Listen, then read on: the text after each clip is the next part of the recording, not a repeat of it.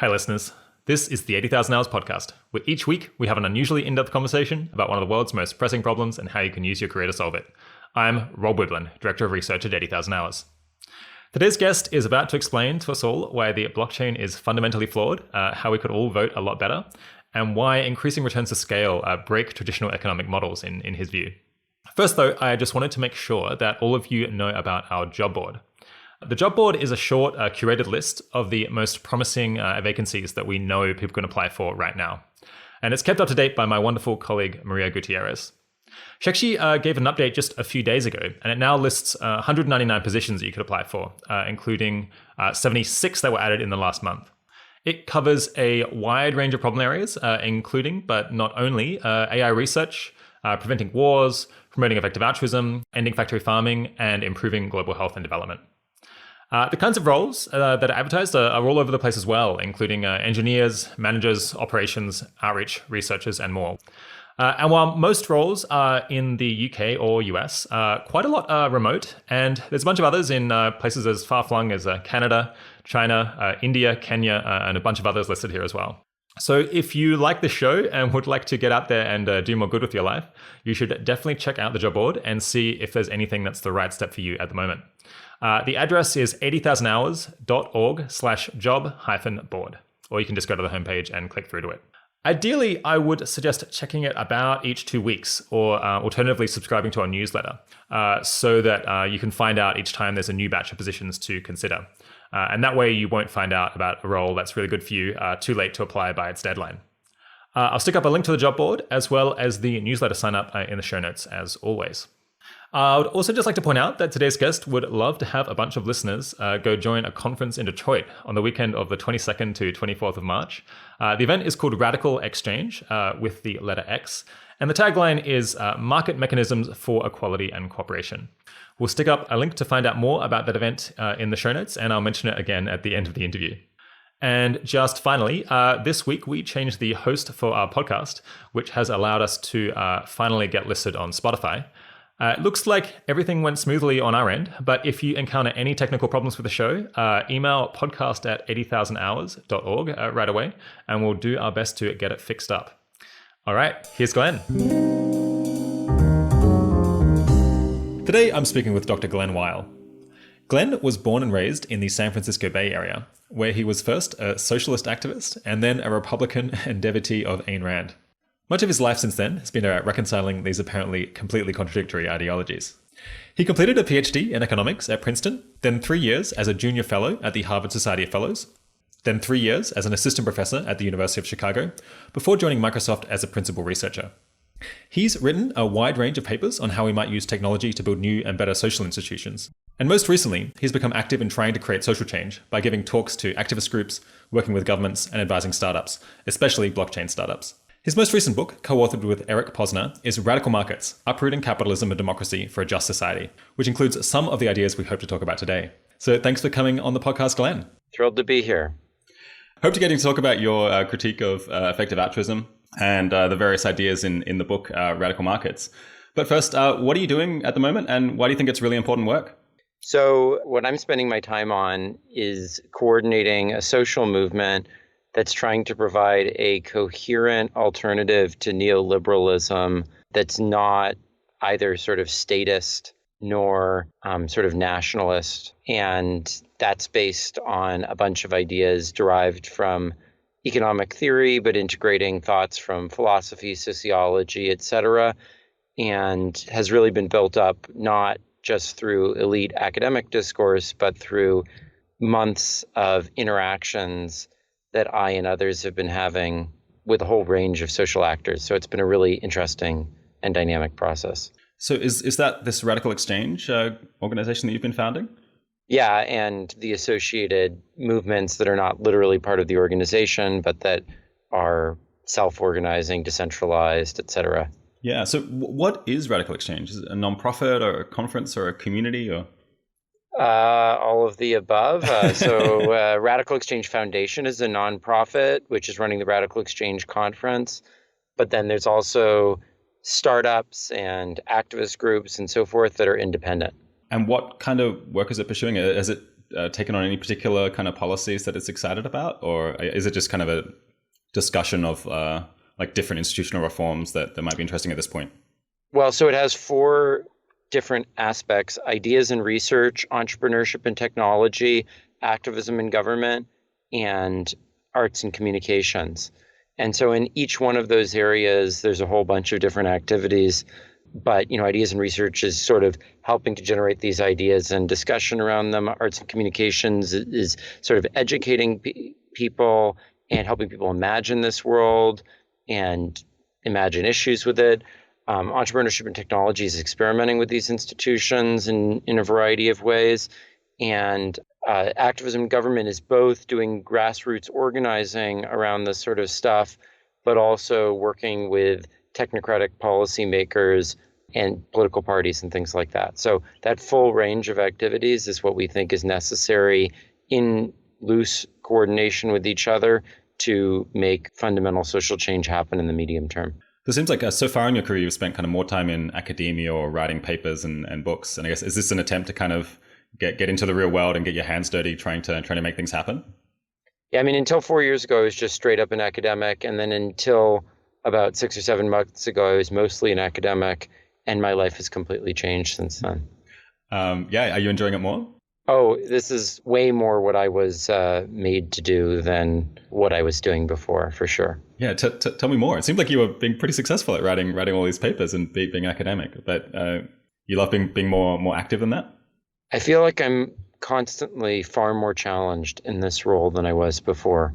I felt like before there was all these ideas coming out and I wasn't even really able to express them because I had to spend so much time doing stuff that I thought was basically a waste of time, like filling in details to get academic papers to be in exactly the format that was not optimal for society, but was optimal for a narrow set of reviewing processes and so forth. And now I feel like I'm being dramatically more intellectually productive, but also doing it in a democratic conversation with a wide range of people who have become my colleagues. And that's just tremendously rewarding. But at the same time, I'm incompetent at 90% of the things I'm now doing, which means that I'm constantly having to grow. So that I really appreciate. So you think this is likely to be kind of a permanent shift out of academia into, I guess, the think tank and policy world? I'm not sure I describe this as think tank and policy world. Okay. I actually don't really like the term policy very much, and we'll turn to that. I think we'll get to that when we talk about effective altruism. I thought that might rub you the wrong way. I'm not sure what to call it. Policy has a very elitist, technocratic, statist feeling to it that I'm not very comfortable with. I would call myself in the social imagination world or something like that, Okay. But or the democratic world would be okay with me, Okay, cool. All right. Engaged in grassroots organizing, you community organizer. Something like that. Yeah, and that's certainly an element of it. But yeah, I don't think I can move backwards in my life, if that's what you mean.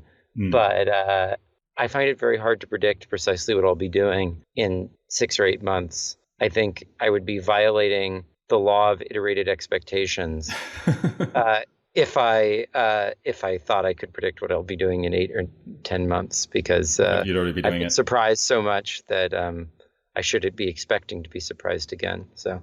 Okay, so we'll come back to those policy issues later on. Not policy issues, community imagination issues. Let's talk about blockchain and cryptocurrency for a second, which hasn't really come up on the show yet, but a lot of people have an interest in. And I guess for any listeners who still somehow have no idea what the blockchain is or how it works, we'll stick up a link to another podcast you can listen to about that on another show, or I guess you can just skip this section. I should listen to that, I guess. I think it's Econ Talks had some good episodes on this, but yeah, we've got to avoid rehashing all of it. But yeah, a couple of months on Twitter, I noticed that you wrote, it seems to me that the most serious, organized and broad-based movement for a positive, forward-looking liberal vision of the future is the blockchain movement, especially Ethereum. So when people ask me, what is blockchain good for? I respond, what was the Temple of Jerusalem good for? For making it rain, or for helping create and preserve a people who eventually led to Jesus Christ, Benjamin Disraeli and Karl Marx? It seems to me that in the same way, the use case of Ethereum is less any particular technical question and more offering a vision of the future that can save us from returning to the 1930s next time we hit a recession. So very, very optimistic there about Ethereum and the blockchain community. Can you expand on that? What is it about that vision of the future that you're particularly excited by? So I think, first of all, there's very few spaces in our society for talking about fundamental notions of legitimacy and political organization. And in particular, our society has gone increasingly, and I'm talking especially about the US, I think it's less severe in Europe, but in the US, there's an attitude that technology is going to be disruptive. We can have all sorts of technological change, but that changes in our social institutions are just sort of dismissed. And I think blockchain, by casting the problem of social organization as a technology problem, which is not really what the blockchain's about. It's primarily a question of social organization. But by casting it in that way, it's opened up a space for the exploration of these fundamental questions of social legitimacy, which I think are the critical questions facing our society right now, our societies right now. And I think that to a large extent, those questions are only being answered by sort of nationalists and statists of various sorts. And I don't think there's been a lot of progress by broad liberals in answering those types of questions. And I don't think all of the blockchain world is liberal, but a large chunk of it is. And so I think there's been a really interesting space for genuinely liberal thoughts to be aired and explored there. What do you mean by liberal? That's like a word that has like a lot of different uses. Yeah, so I have my particular meaning of liberal, which is broader than most of the standard uses, I would say. So I would describe liberalism as the opposition to hierarchical, historically derived, arbitrary, centralized authority, and in favor of dynamic, emergent social organization. Okay, yeah, and why is that a better way of organizing things?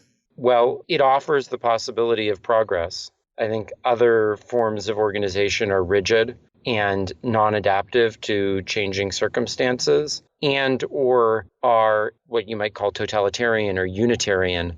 They don't allow for complexity and richness and diversity. We recently had an interview with Martin Gurry that is going to come out before this interview. Have you read his book, The Revolt of the Public? No.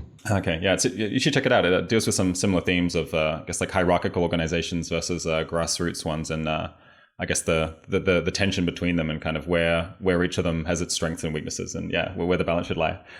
So how do you think that this more, I guess, we would describe it as a greater willingness to rethink how society ought to be organized could save us from a Great Depression? So one thing on this issue of hierarchical versus grassroots organizations, I think it's important to distinguish liberalism as I described it from any particular set of institutions which may or may not manage to achieve those liberal goals. So one major problem with grassroots organizations at present is that they are often quite inefficient in various ways. But I don't think that that's necessarily a necessary property of non-hierarchical or non-historically derived institutions. It happens to be a property of many such things that we've observed.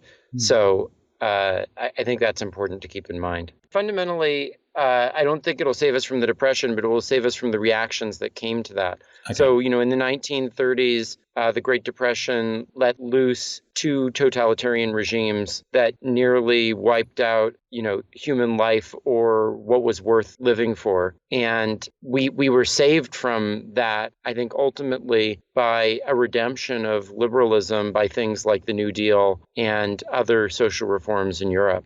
And those offering a coherent liberal vision of where things could go instead. And I think without those visions, we would have gone somewhere very dark. And so I think right now, that's what we need to discover. We need to discover a vision for today that offers people a plausible alternative to nationalism and statism as ways of addressing the current crisis in legitimacy in wealthy countries. Yeah, so I guess some people might look at the 30s and think that what we needed was like less radical rethinking of how a society ought to be organized, because that kind of gave us fascism and communism, which we weren't too optimistic about. But I guess you think it's okay to do radical rethinking as long as it's within the liberal tradition, or as long as it's not kind of a statist form? Well, first of all, radical rethinking, I think, is called for by the conditions of society. I don't think there was an alternative. So whether one would have liked to have preserved a world where a few people are incredibly wealthy and everybody else is starving in depression-like conditions, and you could have thought, oh, that's not such a bad world. At least we avoided fascism or communism. I just don't think that was tenable. So even if you're inclined to think that that's fine, I think you would just you would not do well.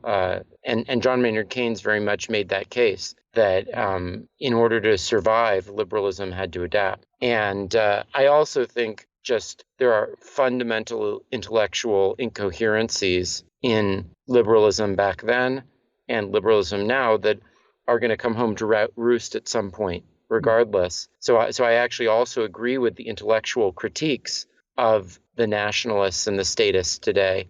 I think that they're right to say that, neoliberalism and capitalism are just fundamentally intellectually bankrupt. But even if you don't agree with that, I think that most people think that now. And so unless you have a plan to exterminate them or eliminate their political voice, you're unlikely to be able to survive in democratic societies without addressing the concerns that they have. Yeah, in what way are they intellectually bankrupt? I guess I'm fairly in favor of this new wave of neoliberalism, which is perhaps more of a economically rationalist center-left politics.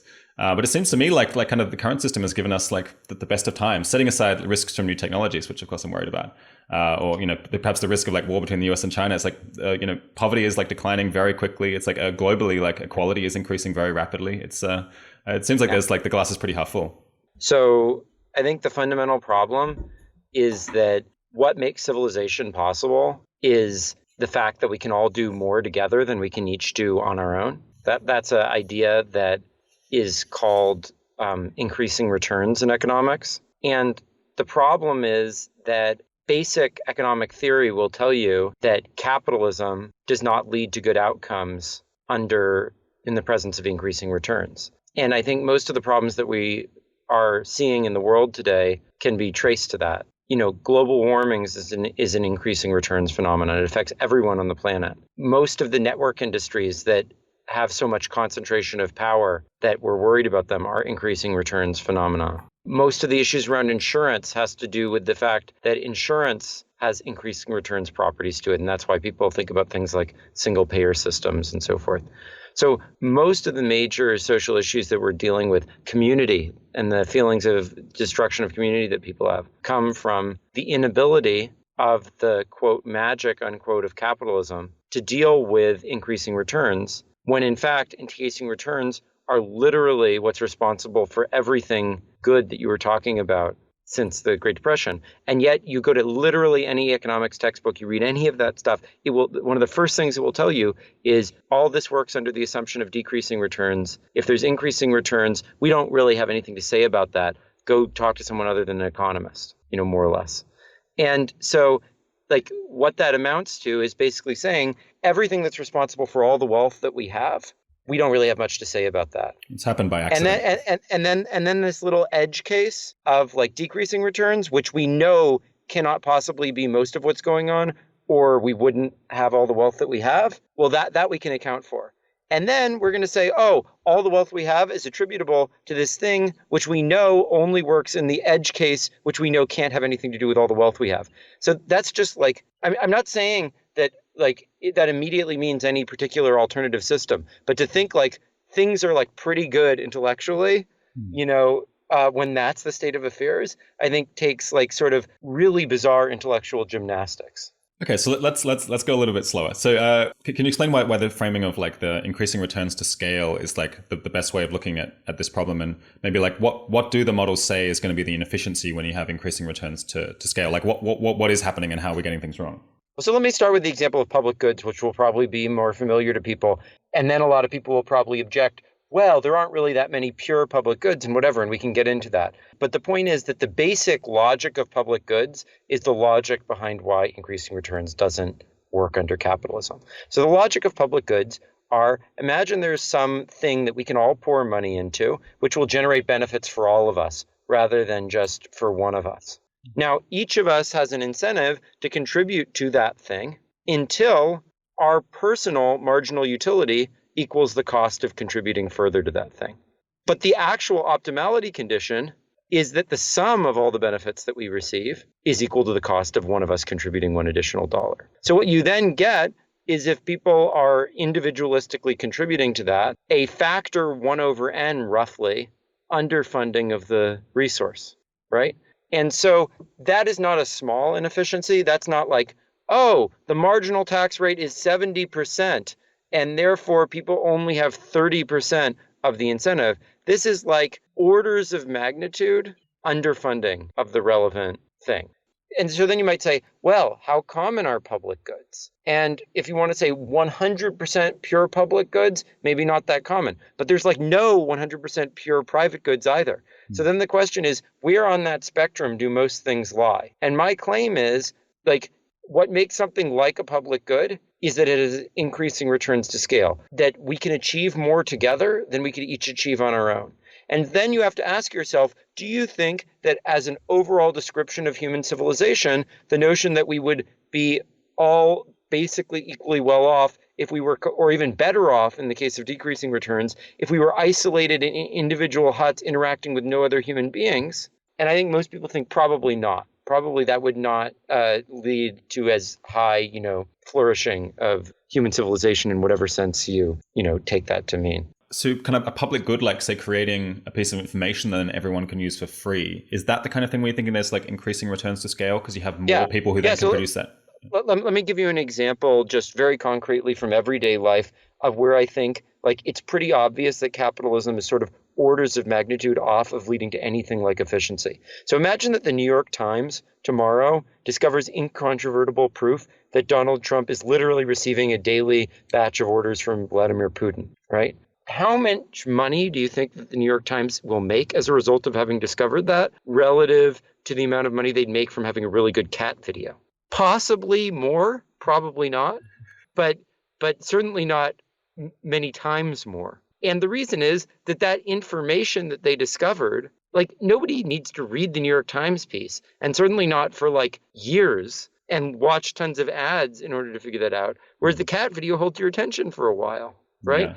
And so like the value of the information they create just bears no relationship whatsoever to like the reward that they're getting. Yeah. I mean, or at least the ratio of noise to signal is like, 99.9 or something like that. Yeah.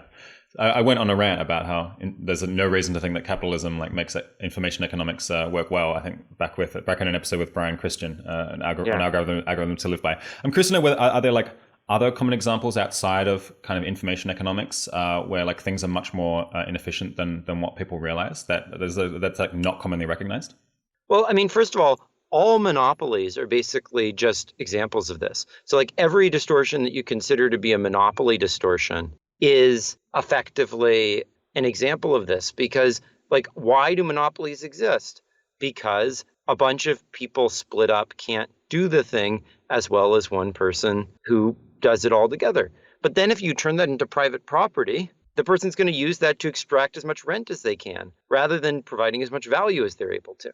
And so like all of the like oppression of corporate power, all of the like stuff about monopolies, and most of the environmental crap that we are dealing with, like climate change. Again, you fix the climate, we all benefit from that. And like, you can't really exclude people from that. I mean, that's actually maybe about as close to a pure public good as you get. And then you've got all these different countries that all want their selfish things. And we just don't have institutions for actually dealing with that. Now, maybe to some limited extent, some democracies in some cases try to deal with that. But like democracy is just like a profoundly messed up and not relevant mechanism, at least as it's currently practiced and adapted to the like actual challenges of public goods that we're facing as a world. Okay, all right. I want to take a step back for a minute, back to crypto, because we're going to come to these like mechanisms for public good funding later on, and it might be worth talking about the book first. What do you think are the biggest downsides of the crypto community? I guess I only have like vague exposure to it, and it seems to me like whoever came up, or whatever group of people came up with Bitcoin are clearly geniuses, and Vitalik Buterin, a creator of Ethereum, is otherworldly. I think it is insightfulness, but I guess it also seems to have kind of attracted a lot of like overconfident people and people who are drawn in by ideology more than anything else. And I guess at the worst end, there's kind of a lot of scammers and bullshit artists who've seen a chance to make a quick buck. Did you see them like damaging the community, or you think it's still overall it's like a very good group? So first of all, I would say that the technology that is currently called blockchain, which has a bunch of different elements to it, I think is a dead end. And I think it has very, very few applications, if any, where I think that that's going to be the right type of a data structure to use.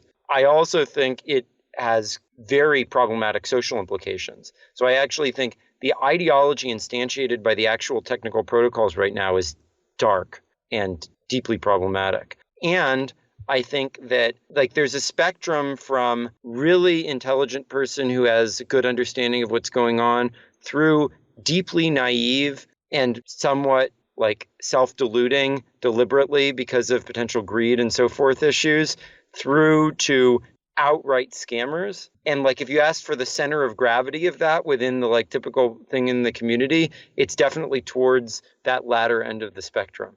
So there are like huge problems. However, like capitalism has enormous problems, as I've been trying to say. And there is very little space in our society for seriously reconsidering that and for people to think boldly about these things. And I think that this is offering a space for that, and that's extremely important. Okay, you're completely confounding my plan for this interview here, because I thought you were going to be like explain how the blockchain is going to be very useful, and I was going to have to explain why I'm kind of skeptical that its applications are terribly useful. Okay, let's talk about the technical side. Why do you think that the blockchain is overrated, or that it's like it sounds like you even think it might be harmful overall? Yeah. So first of all, I think that the data structure instantiates a view of how data, like where data originates and how it should be stored, that is pretty inimical to like what's the right way of thinking about where data is and how it should be stored. So in particular, I'm a big fan of decentralization, but the blockchain is not really based on that concept. It's really based on the notion that a large chunk of all data should be completely public, and then a bunch of stuff should be utterly private.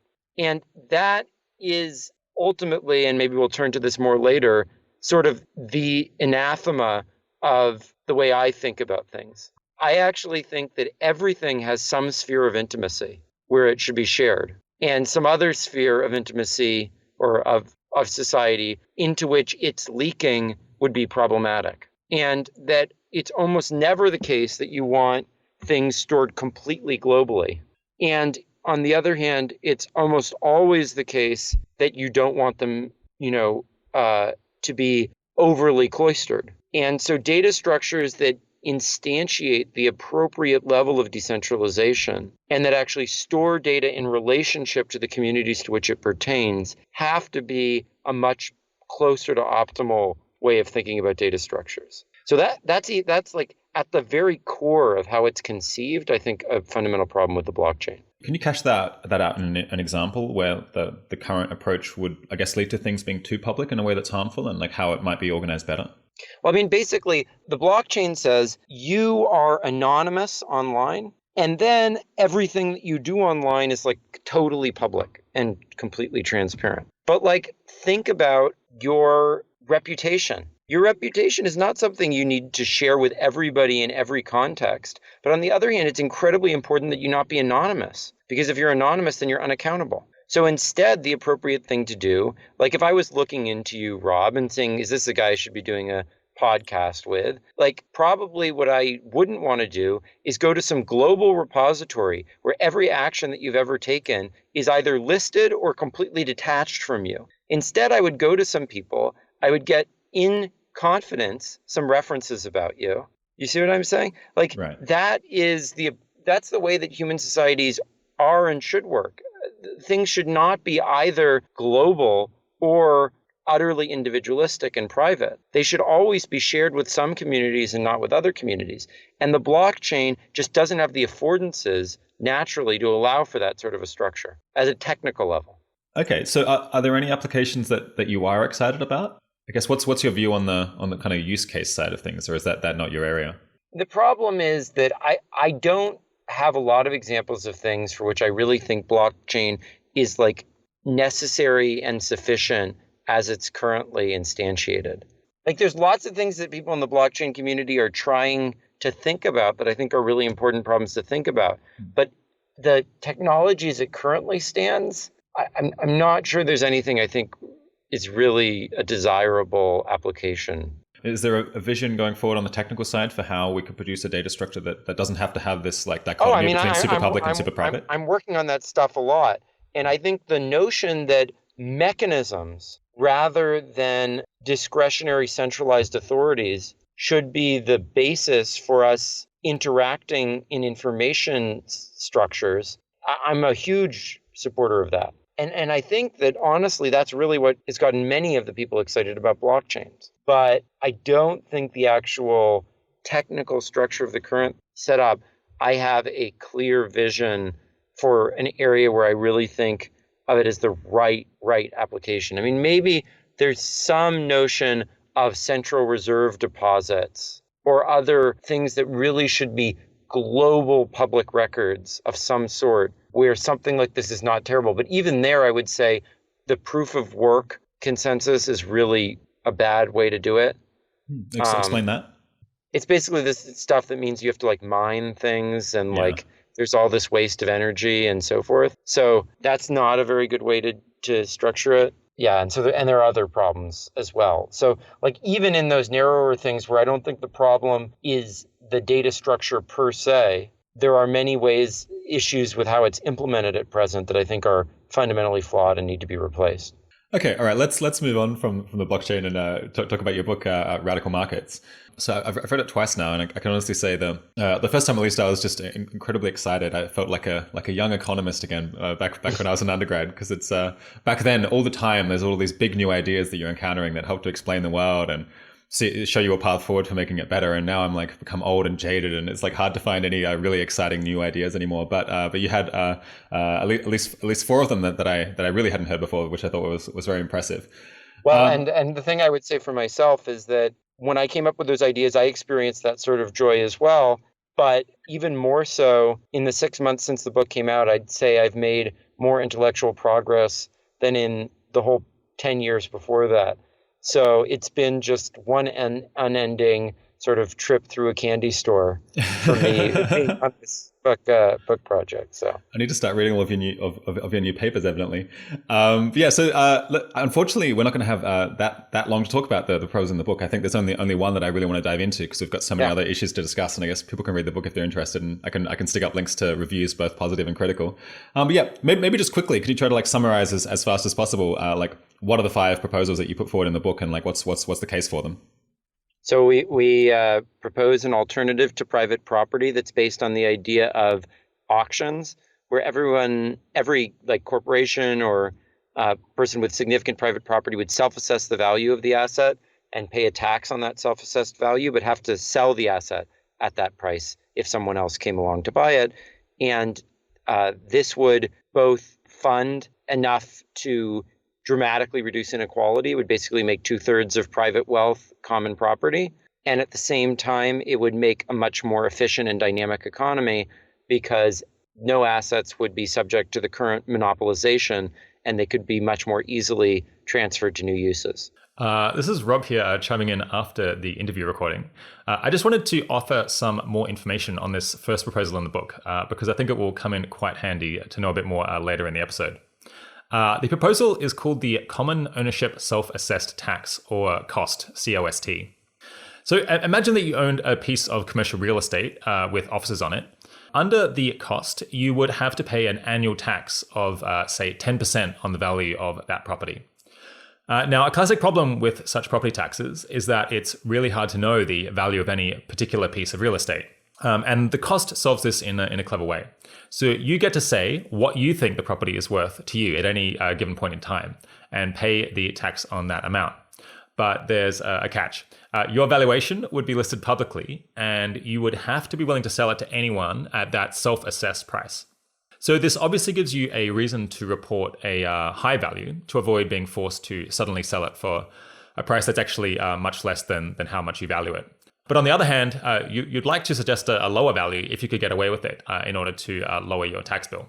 And the point at which these two considerations balance out is if the tax rate is the same as the rate at which that particular kind of property naturally and efficiently changes hands. So if it's natural and kind of efficient for a piece of commercial real estate to get a new owner once each 20 years, then with a 5% tax rate, it's 1 over 20, your best bet is just to write down how much you actually value that piece of property. That's pretty neat. Now, taxes like this would obviously also discourage you from ever investing in creating valuable things, because as the thing that you're making became more valuable, your taxes on it would go up, kind of extracting some of the value that you're creating. And this, as always, is a good reason to keep tax rates lower than they otherwise would be. But Glen thinks that suitably low rates would have an acceptable, not unreasonable effect on investment rates. And keep in mind that other taxes could be reduced as the cost increased. Now, for Glen, a big benefit of having publicly listed prices on all of these significant pieces of property and allowing folks to kind of quickly buy them at that declared price is that it would improve something called allocative efficiency. By reducing search costs and the amount of time-consuming kind of competitive or strategic bidding behavior among buyers and sellers of unique pieces of property. Anyone who's kind of bought or sold a house knows that there's a really big transaction cost associated with that, and arguably this would reduce those quite a bit and ensure that these like big pieces of property could quickly flow to the person who values them most highly and can make the best use of them, which is allocative efficiency. Now, Glen speculates that we could end up funding much of the government using this cost tax, and that it could ultimately end up being applied to not only things like commercial real estate, but all forms of wealth, which is pretty topical at the moment. And you could look at it in a way, this would mean we would be funding government by renting all of our significant property from it, which I think explains some of the language that he uses later in the show. Now, as you're probably thinking, there's some pretty obvious and serious practical issues with this kind of tax proposal. But I think the book does a decent job, though, of making them seem surmountable, at least for some kinds of property anyway. Now you know a bunch about the common ownership self-assessed tax or cost. So let's get back to the second proposal in the book. The second idea is called quadratic voting. It's an alternative way of voting that protects minorities rather than them needing to be protected by new rights and things like that, separate rights. And the notion is that everyone would have a budget of voice credits that they could spend on different issues, where the cost of the number of votes that they get is the square of the votes that they get on that issue. And that allows for truly like representative decision making, where everyone can weigh in proportion to how much they care, which we think would resolve a lot of the current tensions around democracies. Third, we propose a new system of migration where rather than nation states having the primary responsibility for migrants coming in, and therefore most of the benefits of migration accruing to wealthy employers or the migrants themselves, we would allow individuals and communities to sponsor migrants and to benefit from them coming, so that you would have far broader support for migration, as well as potentially much higher levels thereof. Fourth, we argue that almost all of the market power that exists is actually ignored by competition policy at present. And that most of that comes from two sources. One is institutional investors who own most of the corporate economy and have no interest in seeing people compete.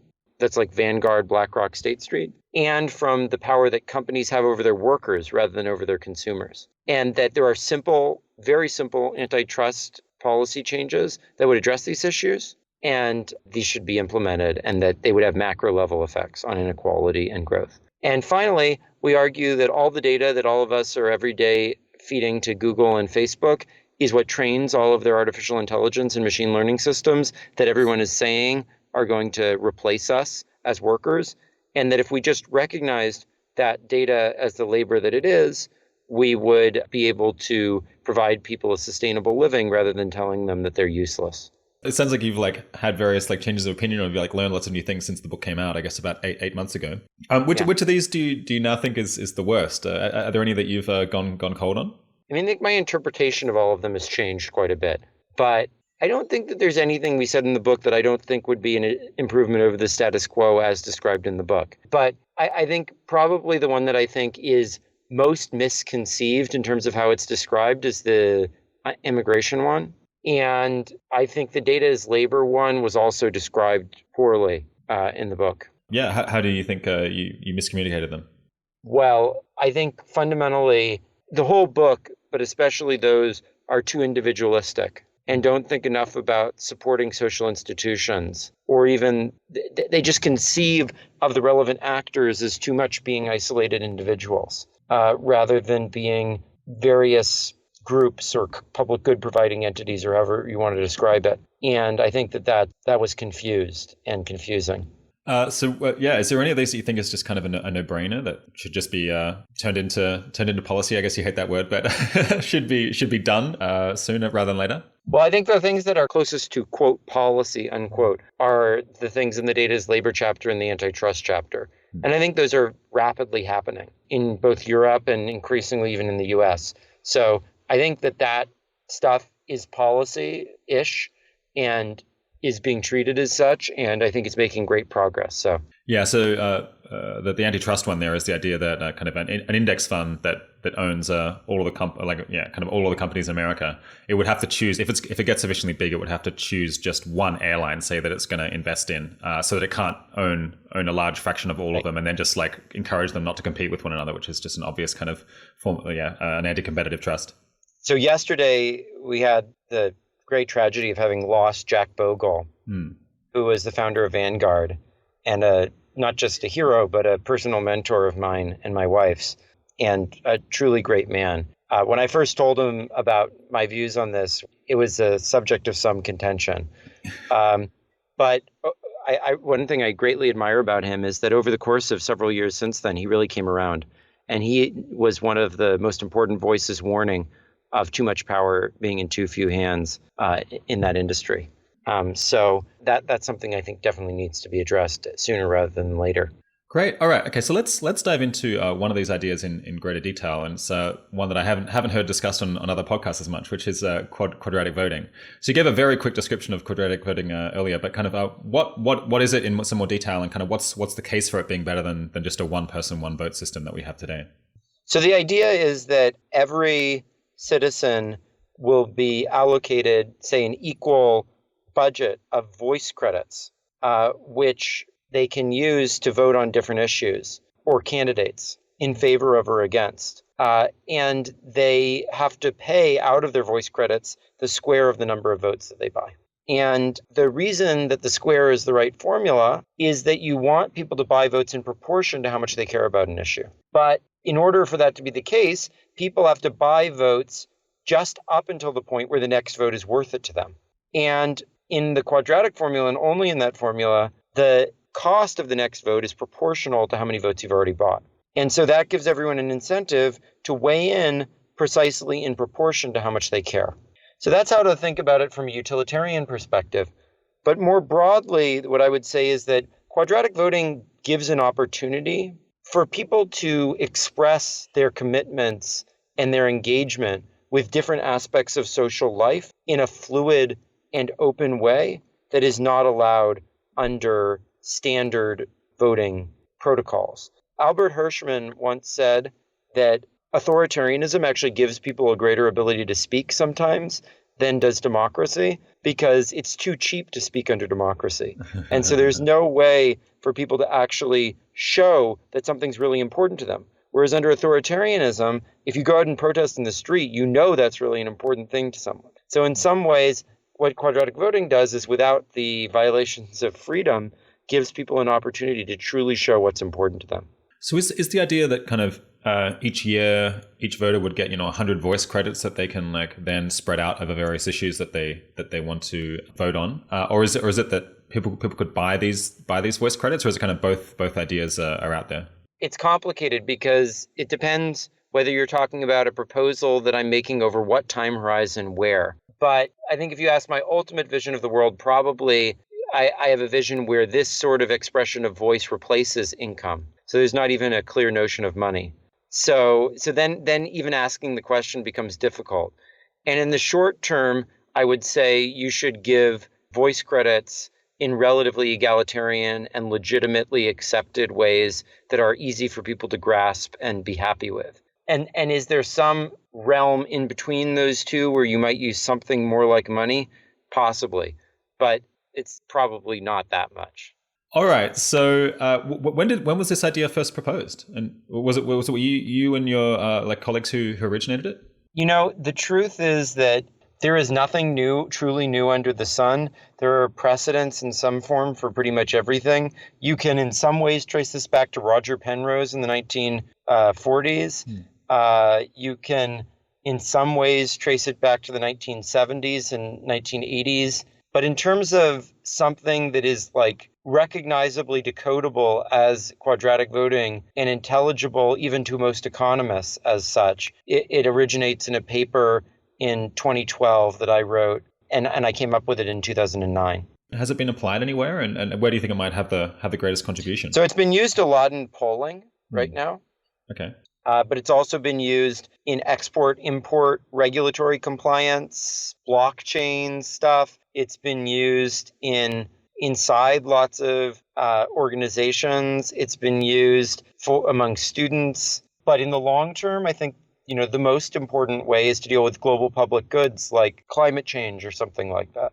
But that's obviously going to take longer than some of these other applications do. So there's a whole range of things. So can you explain how would this help with climate change? And for that matter, how is it being used in this import-export regulation? Well, they're using it to elect block makers who then verify compliance with various regulations, and the participants who helped elect them come from the governments or other organizations that are involved in regulatory compliance for import-export. In terms of climate change, the idea would be that you have to come to an agreement on international rules that have very disparate impacts on many different people. And you need to have a clear understanding of the trade-offs that people have between different aspects of that agreement, because some aspects have huge effects on one country, others have huge effects on others, and you need a way to make that credible. And in that process of bargaining, quadratic voting is a natural tool to use to express those views. I see. So we're imagining that we're at the Paris climate conference where they're trying to come up with some international agreement. I don't know what city they're moving on to now, now that Paris is over, but yeah. Okay, yeah. So the next version of that. And Nairobi. And I guess we're going to divvy out voice credits, I suppose, in order to make this appealing to countries. It would have to be to some extent in proportion to their power or their influence or their size or something. Probably, yeah. So more powerful countries get more voice credits. Otherwise, they're just not going to be interested in participating.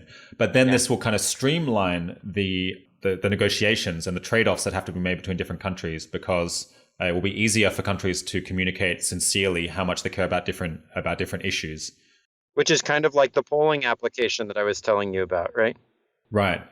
Yeah. Okay. So, yeah, do you want to explain how it works in polling? Yeah. So we ran a survey for about 5,000 people where there were 10 hot button U.S. issues like repeal Obamacare, deport a bunch of illegals, et cetera. And people had 100 voice credits to allocate in favor of or against these different issues. And according to this, sum of the squares is equal to your total budget rule. So that's the idea. Yeah. So maybe explain it in that concrete case. I imagine people have probably seen polls before. It's like you've got 100 points that you get to divvy up between different issues that you care about. But in that case, it's linear rather than quadratic. So you can give 10 different issues, 10 points.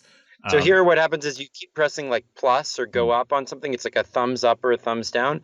And as you do, the scale goes down at an increasing rate, so you can visually see the fact that it's got this quadratic structure to it. That it's getting more and more expensive to vote harder and harder. Exactly. And again, so the reason is that casting extra votes is imposing, it's a greater and greater imposition on other people. Is that the idea? Yeah. But why is my second vote a greater imposition on someone else than my first vote? From their point of view, they don't care whether I voted twice or two other people have each voted once. So basically, if the system is working optimally, then suppose you don't participate. The system should be doing what is best for everyone other than you. Now, If I start voting, I'm moving away from the optimal point for everyone else. But the loss from moving away from an optimal point is always second order. There's no first order loss, because otherwise you would have moved where we were before to somewhere else. So this makes it a bit more intuitive. So the idea is you've got some kind of some equilibrium point, That's like the intersection between what everyone else wants. And then as you move away, the size of the of the imposition on other people's preferences is like a triangle or a square or something like that. Right, and so, and of course, so then it's growing to the square because the area of a square or a triangle is to the square. Okay, that makes it a bit more intuitive. So, do you want to paint a vision for how this would work in kind of like state or national elections? Yeah, I mean, I think eventually we'd like to have a system where, there's some pool of voice credits that you have to spread across many different elections, including state, local, national, referenda, elections for, high office, election for parliament, et cetera. And you can spread your votes across all of these so you can weigh in on the things that are most important to you and weigh less in on things that are less important to you. And you could save it across time to weigh on the elections that are most important to you and less on the ones that are less important to you. So one concern that people have with like anyone being able to vote more than once is that it would lead to like some people dominating a decision, or they're worried about the inequality that this would create. Is the quadratic formula or the using the square root like a sufficient dampener that you think it would have an acceptable degree of like... Certainly that's true. But I think the other important thing to recognize is that there exists no system that is truly equal, because in the end we elect representatives, and those representatives weigh in much more than the rest of us do.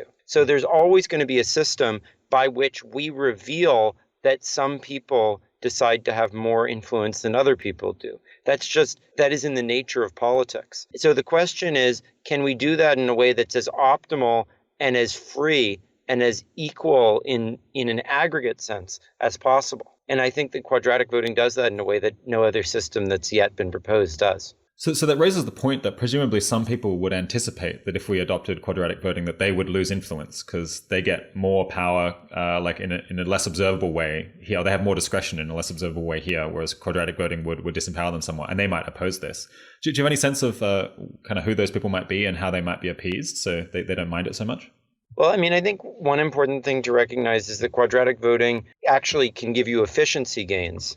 And so it doesn't have to be the case that things come at one person's expense and benefit someone else. You can actually get better outcomes overall. But in addition to that, I think that, there are going to be people who will be disadvantaged by this. I actually think it's a bit hard to tell precisely who those people will be. And they may not even be within some particular identifiable, externally visible group. So I'm not sure in the case of quadratic voting, I could even very clearly tell you who the people are going to be who will benefit or be harmed. And it's not even clear that they could predict it. My guess is that there are some groups that have really disproportionate political power because of quirks in any given electoral system, like farmers in the United States, who are going to be disadvantaged by moving to any sort of reasonably coherent electoral system, or people who are benefiting from gerrymanders. But I don't think that's a specific quadratic voting feature. It's more a general feature of any plausible electoral reform. I guess in as much as people can't tell ahead of time who's going to win and who's going to lose, that's good because there's not going to be an identifiable lobby group that like knows that they're getting disadvantaged. Well, that's and James Buchanan's idea of a constitution. A constitution is meant to be made in such a fashion that it's hard for people to clearly identify where they'll end up standing. So they're put in a quasi behind the veil of ignorance position. So I've got some possible concerns about this to bring up. But first I was going to ask you, what do you think are the biggest downsides of quadratic voting? And if it either like doesn't ever get used very much, or if it does get used, it turns out badly, why would that be? Well, I mean, I think that the biggest issues with quadratic voting have to do with the fact that it assumes a fixed polity. And this other idea, liberal radicalism, tries to address that. The other biggest issue is that it kind of solves the collective action problem almost too well, in the sense that if people are acting purely self-interestedly, it should lead to optimal outcomes. But actually, people are altruistic towards other people to some extent. And we've evolved mechanisms that sort of address our selfishness. And because this is such a powerful solution for that, it almost maybe goes too far. And we need to find other ways of sort of like figuring out what those other social structures are and sort of compensating for them somehow, if we're going to have an optimal system. Yeah, well, I think we'll come back to that with the liberal radicalism case, because I think it's like the problem of altruism is more striking there. Tyler Cohen wrote about quadratic voting. My reservation about this and other voting schemes, such as demand revelation mechanisms, is that our notions of formal efficiency are too narrow to make good judgments about political processes through social choice theory. The actual goal is not to take current preferences and translate them into the right outcomes in some Coasian or Arovian sense. Rather, the goal is to encourage better and more reasonable preferences and also to shape a durable consensus for future belief in the policy. Yeah, did you have any reaction to that? Well, I think that it's not a very coherent argument to criticize a technology derived from loosely optimizing condition X to say there's condition Y and it was not designed to optimize condition Y. You have to actually argue that it will do worse in achieving condition Y, which is something that, as far as I could tell when I read Tyler's post, he never actually does. And I think there's many good reasons to think quadratic voting would do a better job of achieving a lasting consensus and overall social engagement better than one person, one vote does. In particular, it allows people to specialize and to have diverse social commitments rather than to be forced into a single coherent notion of the nation and have everyone be equal with regards to that, which I don't think is a good basis for a rich society. I actually think it leads to sort of a Rousseauian coherent, nation that is not really a meaningful concept. Whereas quadratic voting allows for more expression within this collective context of people's rich and diverse social commitments. So I think there's other, important points here, which is that Tyler says that about this collective setting, but when he turns to private goods, he's obsessed with the market. And he's all into everyone expressing whatever they want. But if what he said is correct, then why should we have market mechanisms to allocate private goods? Because those are even more subject to that sort of a problem, in my view. In fact, I think in the quadratic voting setting, those issues are much less present because actually we're engaged in some sort of a collective thing and we're weighing in on our different collective commitments. Whereas in a private market, why should we allocate goods to whatever it is that people happen to demand when all those demands are ultimately just the outgrowth of collective conditions? So I think, I'm not sure whether this would be Tyler's view, but a lot of people might think that people have more reasonable or more well-considered preferences about private goods that they're going to consume, like what kind of car to buy or what house to live in, than they do about matters of public policy. Because if they buy a bad car, they suffer personally because it's the burden is on them for that bad decision. Whereas if they vote for a bad public policy, then overwhelmingly the burden of perhaps their ignorance or of their bad foresight is on other people. Yeah, but that's all the more reason why you'd want to move to a system like quadratic voting rather than to one person, one vote. Because one person, one vote absolutely maximizes the problem you just described. It literally takes that to the furthest extreme that it could possibly take it by literally taking the min over everyone of their the max over their ignorance and assigning as much weight as possible to the person who's maximally ignorant in that way. Whereas quadratic voting actually allows for the revelation of how important and knowledgeable things are to people. And there's a huge amount of evidence that people would vote if they had the chance to flex more on things that they're more knowledgeable about.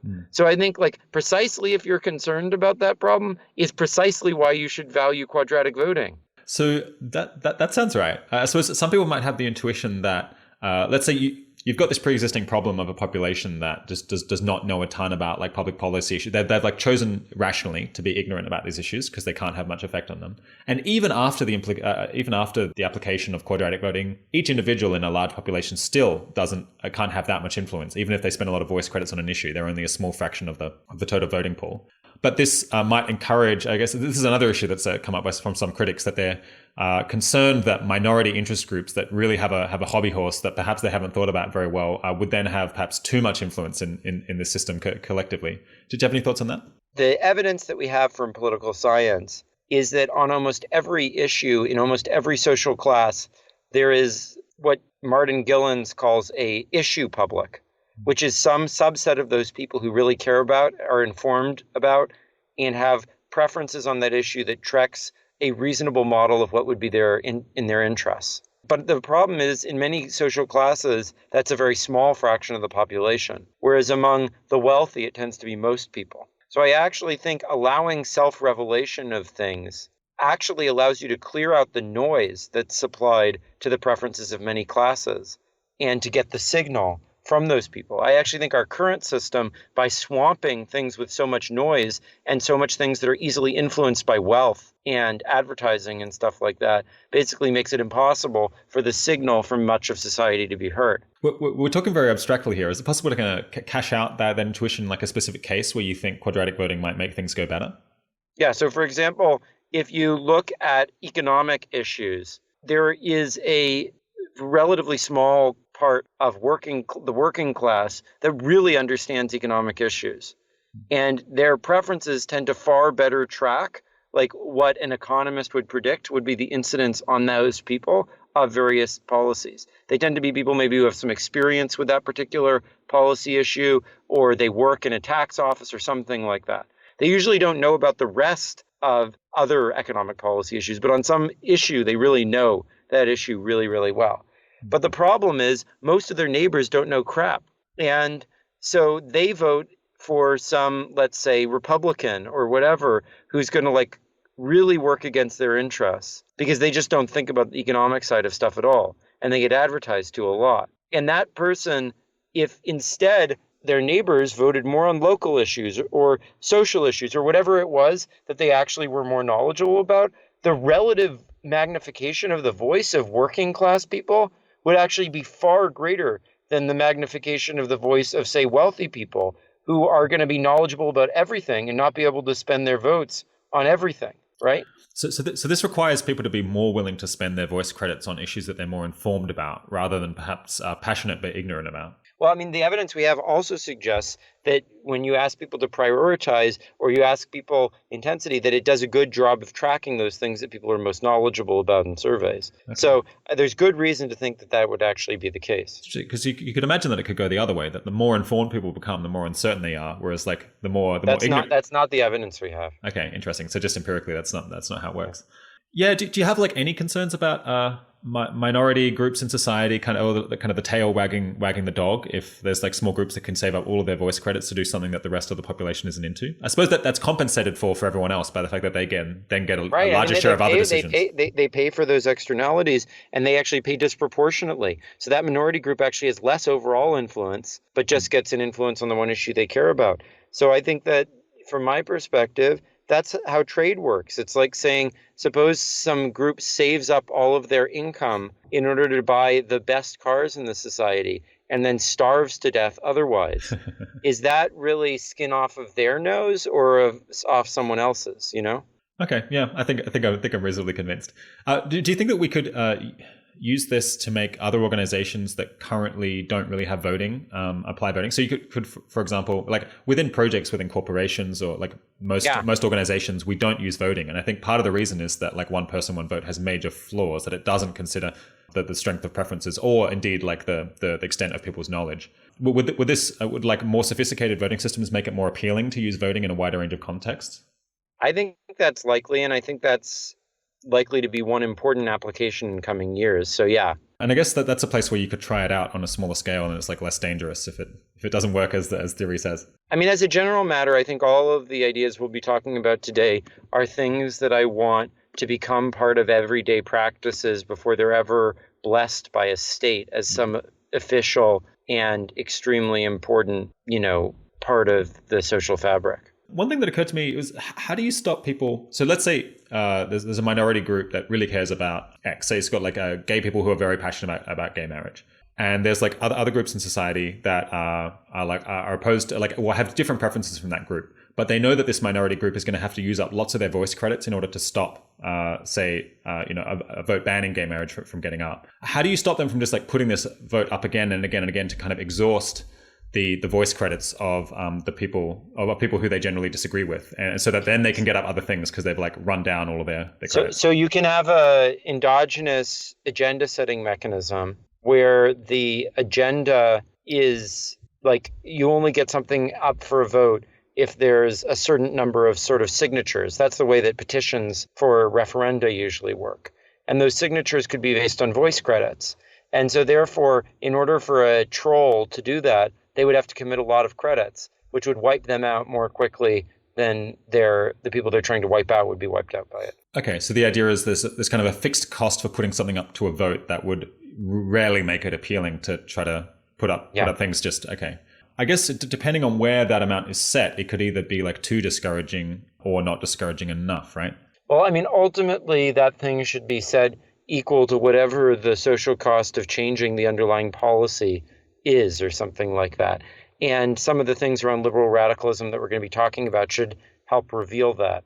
So that set of issues was part of the inspiration for thinking about that. It seems like it doesn't have to, does it have to be set in proportion to the social cost of putting up the policy? Because you kind of know that it's not going to get up. The point is that you just know that in order to avoid it from getting up, some other group has to spend a lot of voice credits. Well, but the thing is, the other group doesn't need to send a lot of voice credits in order to stop it, unless there's already been like a bunch committed to it, right? Because otherwise, like, it's basically free to stop it from getting up. It's not actually the case that, like, in equilibrium, what you were saying is like going to happen. Like, because like, you can't really get some group to spend down to avoid something unless there's a credible threat that it actually passes. And the only way to get a credible threat that it actually passes is for someone who's part of this conspiratorial group to put stuff up. So then, unless the conspiratorial group is like the majority of the population, but then it's not really conspiratorial. So anyways, those dynamics just don't actually happen. Like, the only way that something like what you're saying can happen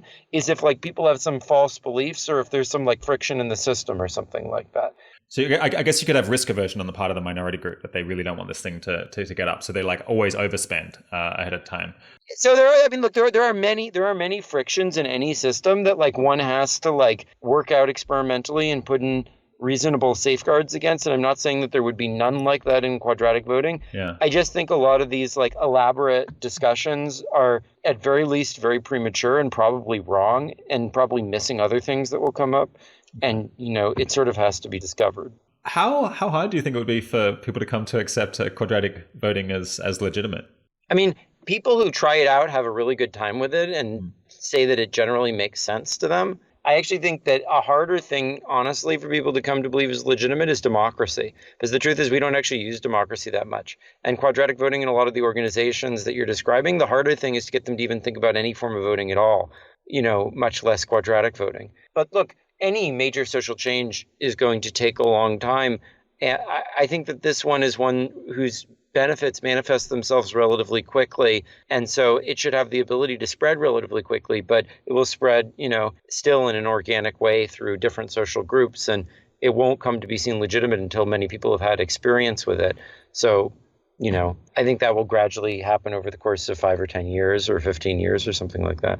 In a world where people can kind of trade voice credits sometime in the future, do you think that it would actually end up being more cost effective for, you know, a wealthy advocate for an issue to buy those voice credits than just to like own the New York Times, or like to try to engage in like advocacy? Well, I don't think people should be allowed to trade voice credits across people. That has to be in the system. I see. That has to be prevented. Absolutely, yeah. Okay. You still have the quadratic function that like dampens people's yeah, but if you buy voice credits from somebody else, then that turns it into a monetized system. But it sounded like you're open to a monetized system where you might be able to like pay taxes to get votes or something. Potentially, okay. But I wouldn't. That's very want far down that. the road. Yeah, some amount down the road, and Okay. and then there are things that are further down the road than that, which eliminate most private income, and we can talk about those. so yeah. Okay, just before we get to eliminating income. If there's any listeners out there who are very excited by this idea of quadratic voting, and I know there's like definitely some listeners who are very into voting reform in general, kind of what needs to be done, and like what organizations or people can they get involved with to push this forward? So there's all sorts of startups that are experimenting with things like this. Startups like Democracy Earth. You can come to the Radical Exchange Conference. I hope lots of people will come to the Radical Exchange Conference. You can find that at www.radical-x-change.org.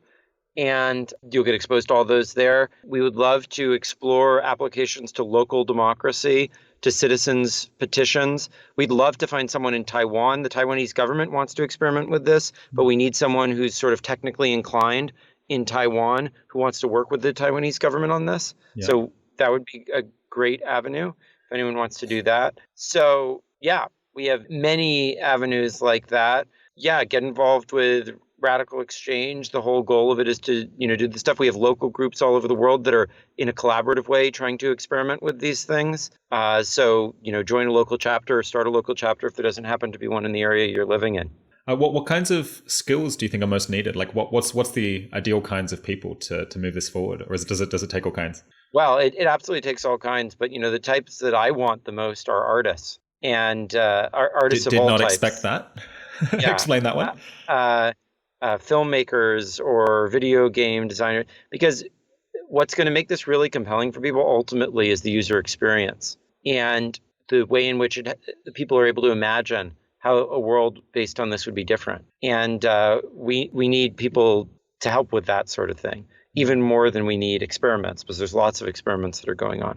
This makes me think, could this be first applied, or could a lot of people get kind of first exposure with this, on Wikipedia or on YouTube or on like Airbnb when they're voting? Okay, or in a video game, yeah. No, but yes, I think probably the best commercial application of this, and this is something because I know a lot of your listeners are probably at tech companies. I think the best commercial application of this is to replace reputation systems online. Yeah. Because like right now, that seems like a no-brainer, really. Yeah, I mean, you think about like right now, you have like a private tip on Uber, right? But that's much more credible because it's actually your money.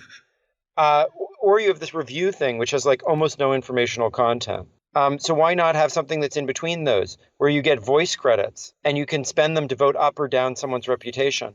Yeah, no, I mean, it makes total sense. That just seems like no-brainer to me. So I think that's one of the most interesting applications. Yeah, it's interesting. I guess like dating sites, I guess, have tried to create more credible signal by giving you these things where it's like you have one vote a day or something for the person who you're most interested in, and they've tried to recreate this. But you could all do it in this more fluid, like quadratic mechanism that you could then apply to all kinds of different online services. All right, with that throat clearing of quadratic voting out of the way, let's talk about a more recent idea that you're even more excited about, which is liberal radicalism, or you put this into a paper, Liberal Radicalism, a flexible design for philanthropic matching funds, a paper that you wrote with Vitalik Buterin, the creator of Ethereum, and Zoe Hitzig, yeah. Zoe Hitzig. So yeah, you think you're particularly excited about it, and you're not the only one. Economist Alex Tabarrok called it quite amazing and a quantum leap in public goods mechanism design. So take it away. What's the proposal of liberal radicalism?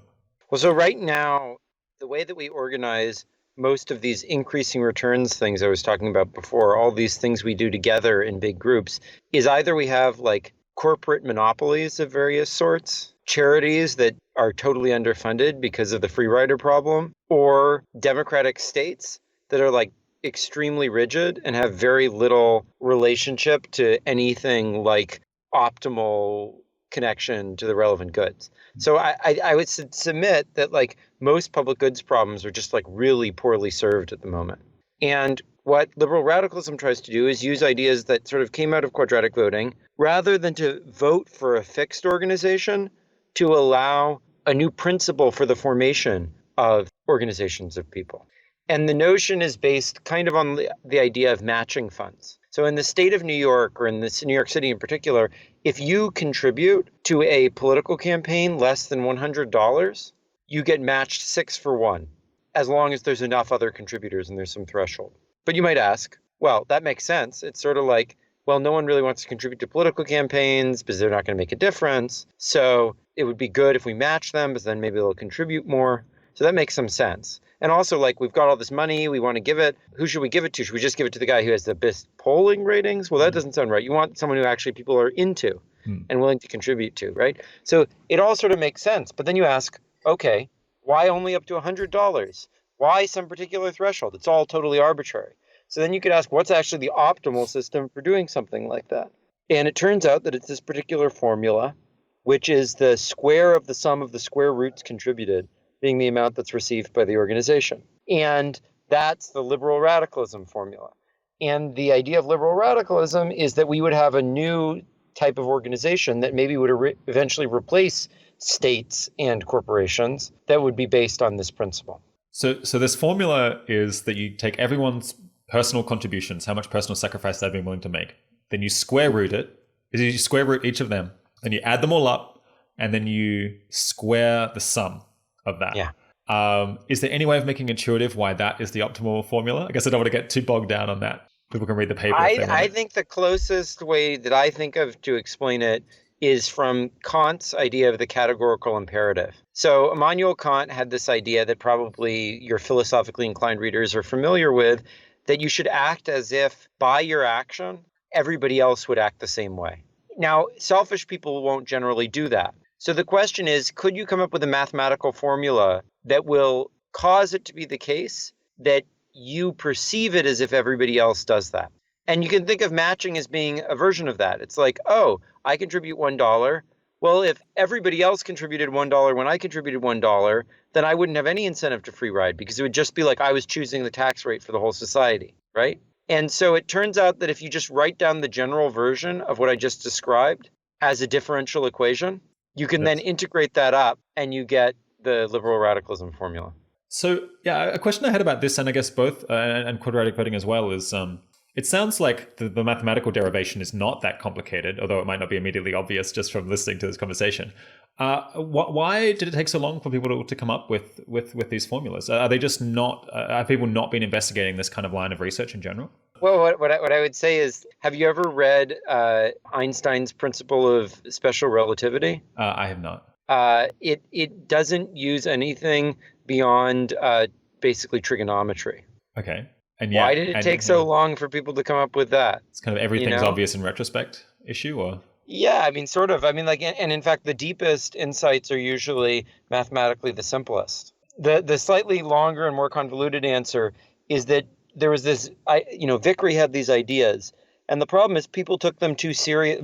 William Vickrey was the guy who came up with the Vickrey auction, which was the original seed that ends up leading to something like quadratic voting. But the problem is he had this very general solution, but which doesn't really make any sense, like in any practical case. And he pointed out that was true. But everybody was so enamored of the fact that his was generally correct that they didn't try to find like versions of it that might actually make sense. And they basically just said, oh, that's correct in general. And then either you were like Tyler and you're like, just dismiss that whole thing. And you're like, too abstract. Yeah. Or you were like, Robin Hanson, and you just said, let's just do it, And like neither of those was really convincing. So if you like to get something like quadratic voting or like what like liberal radicalism, you have to take instead the attitude that, yes, that's the right goal. How do we find something that gets 99% of the answer in a way that might be practical and philosophically satisfying and so forth? And that requires a little bit less of just sort of the like optimizing mathematicians, like, obsession with just getting the perfect answer to things, and a little bit more of some appreciation for that perspective, but also a broader way of thinking about things. Yeah. And that does not seem to be in high supply among people who describe themselves as economists. Okay, so backing out to liberal radicalism specifically, it seems like with public goods, there's kind of two classic problems. One is that people are inclined to free ride on the contributions of other people. I mean, humans in reality are a bit more psychologically complicated than that, but in the models, they don't want to contribute to public goods basically at all, because it's all going to benefiting other people. And then you've got this other problem that, in fact, we don't even know how much of the public good would be optimal to supply, because it's very hard to get people to elicit people's honest preferences about how much they would value it, a public good existing more or less. Yeah. So which one of these is liberal radicalism targeted at, or is it both? Yeah, I mean, Alex Tabarrok says that these things are different, but I don't agree with that. Like, I basically think they're the same problem. But I think the fundamental problem is that the system of private property is just not the right system when you have situations like this. I think that's the fundamental issue. And like the system of private property just doesn't make sense when you have increasing returns things, because it treats something whose value is really created by this sort of collective process as something that belongs to individuals. And then individuals are going to try to get as much of that collective thing as they can to take it away. And that's basically the free rider problem. But it's not really like an abstract problem. It's a problem that comes out of the system of private property. So if you had a public good that had declining rather than increasing returns, I guess, or is it the nature of public goods that it wouldn't be a public good? Because the public good has the property, right, that if you supply it to N people on a per person basis, it's cheaper than supplying it to N over 2 people. right? So that's what Yeah. makes it increasing returns. On a per person. I see. So it becomes more and more efficient the larger the population. Yeah.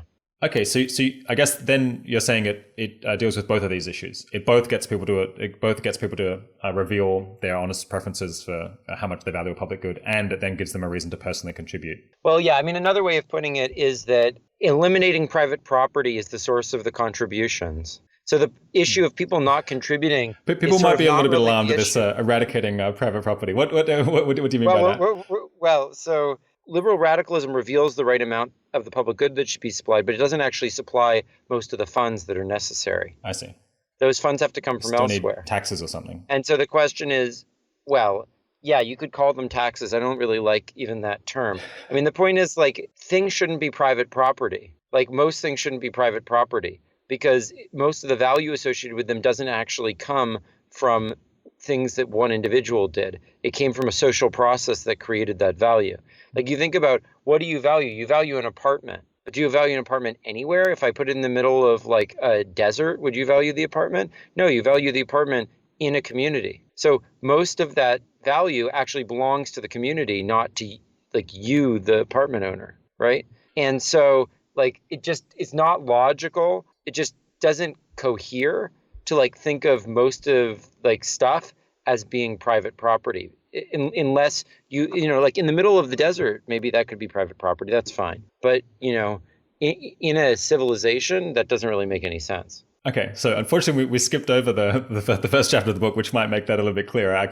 Maybe we'll get to talk about that more. Maybe we'll have time, or otherwise I'll stick up links to other people who can explain your view on private property a bit more.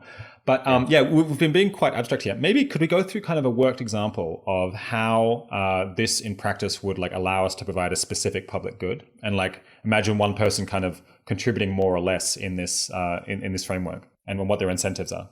Yeah. So the idea is, you know, suppose we're all giving money again to a political candidate to campaign for elective office. If I give $1 more, imagine we're all homogeneous. There's like 100 people who are contributing to this person. Under this mechanism, what happens is if I contribute $1, the mechanism matches $99. Now that shows you why you need money from the outside in order to do that matching, right? But the notion is then that we will all choose a level such that if we could each choose to like tax each other for it, we would choose that level rather than a level which is just derived from like what I individually want to contribute. Okay, so it seems like kind of the larger the population of people who are affected by this or who are contributing some amount, the more of other people's kind of resources that I can then command by giving a little bit more of my own money to this thing. And indeed, the amount could be like vast, right? Right. Because then it's less and less your private. Well, the thing is, it's less and less your private project then.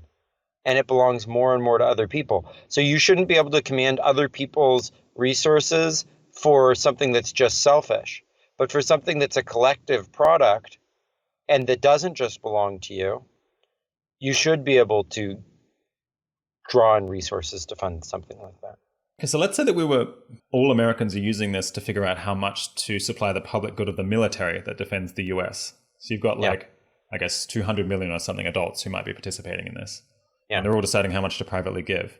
If I give an extra $1, like how much more then do other people have to pay through some like matching amount or some like taxing amount? It seems like it could be huge, right? If everyone is giving $1, then the answer is, some huge amount. And if you're really, really tiny in the whole population, like, so you're actually giving a tiny amount, you're increasing your contribution by a small amount, really increases everyone's by a large amount. So this is one thing I said before, which is that this sort of mechanism could like oversolve public good problems. Yeah. Because the thing is, like, right now we have all these like things of like making you nationalistic and making you have to like have all these loyalties to imagine communities that we get to get people to like not free ride. But one way to think about this is like you wouldn't want to immediately do this in its full force for, you know, the whole world, because like there already are solidarities like that. But those become less necessary. These like fictions, these imagined communities become less necessary under this mechanism, because even just like a rational thinking through of the issues would lead you to the right decision. So like I actually view that as in the long term an advantage, though in the short term it requires you to apply caution in, you know, doing these things, because I mean, it's sort of like saying if you're wearing a bunch of, heavy coats because it's really cold outside and you come into like, you don't want to immediately have someone put you into a sauna, but it still might be nice to have a sauna available to you. You know what I mean? Yeah. And so that's like how I think about these things. It's like they could solve the problem too much because we have other like adaptations to deal with the problem. But it seems like what you can do if someone has coats is like have them in a relatively cool room first, and then they start taking off their coats, and then they step into the sauna. You know what I mean? Yeah. And so I think we can do that with these types of mechanisms as well. And how to get that exactly right, it's going to take a lot of experimentation and learning. But it seems to me like a huge advance that we now have a solution to the actual problem we were trying to solve, rather than this fake solution that capitalism was to a problem that we weren't trying to solve, which was this issue of dealing with decreasing returns. Okay, so to just walk people through this a little bit more slowly, let's say that we're all trying to decide, how large should the US military be? And everyone has to contribute their private funding, and then we're going to like match it out of, I guess, some other source of funding. Tax revenues, like the one that we'll do now, but you're imagining like a different future where money is raised differently. Yeah. Now, the case in which the amount that I personally contribute then then if everyone does the same, then it like leads to the optimal total amount, is if I think purely selfishly, if I give an extra dollar, if I contribute an extra dollar to this, does the benefit that I get from the extra dollar that I'm giving and then all the matched funding exceed the cost to me personally? So I have to be like perfectly selfishly just trading off only the benefits and costs to myself. So the normal thing is like I give $1 to the military, I derive practically no benefit. I derive like 1/300 millionth of the benefit of like the extra protection that the military provides. But in this, because everyone else, or because like there's so much extra match funding coming from elsewhere, I'm like incentivized to give the correct amount, because I give $1 and in fact like $200 million goes to it, and then I get 200 millionth roughly of the benefit, and so it all cancels out. The problem is that like someone who's like slightly ideologically driven or someone altruistic will then like overgive, and then it will end up oversupplying all of these things. And of course, you're saying we've developed all these mechanisms like altruism and giving people other like non-selfish reasons to contribute to these things in order to solve this coordination problem. But now that we've got that, it's going to like people will end up over contributing in this mechanism and kind of break it. Yeah. Are there any applications where you think because we don't have like non-selfish reasons to contribute that this would work straight out of the box? I think that the more that you're dealing with cases where currently public goods are really underprovided, this would work the best. Like, I think one good example of that is just like anything where the people who you're benefiting are very distant from you socially. So maybe like global public goods of various sorts, or various environmental goods that don't line up neatly with state boundaries, like rivers that cut across countries or things like this.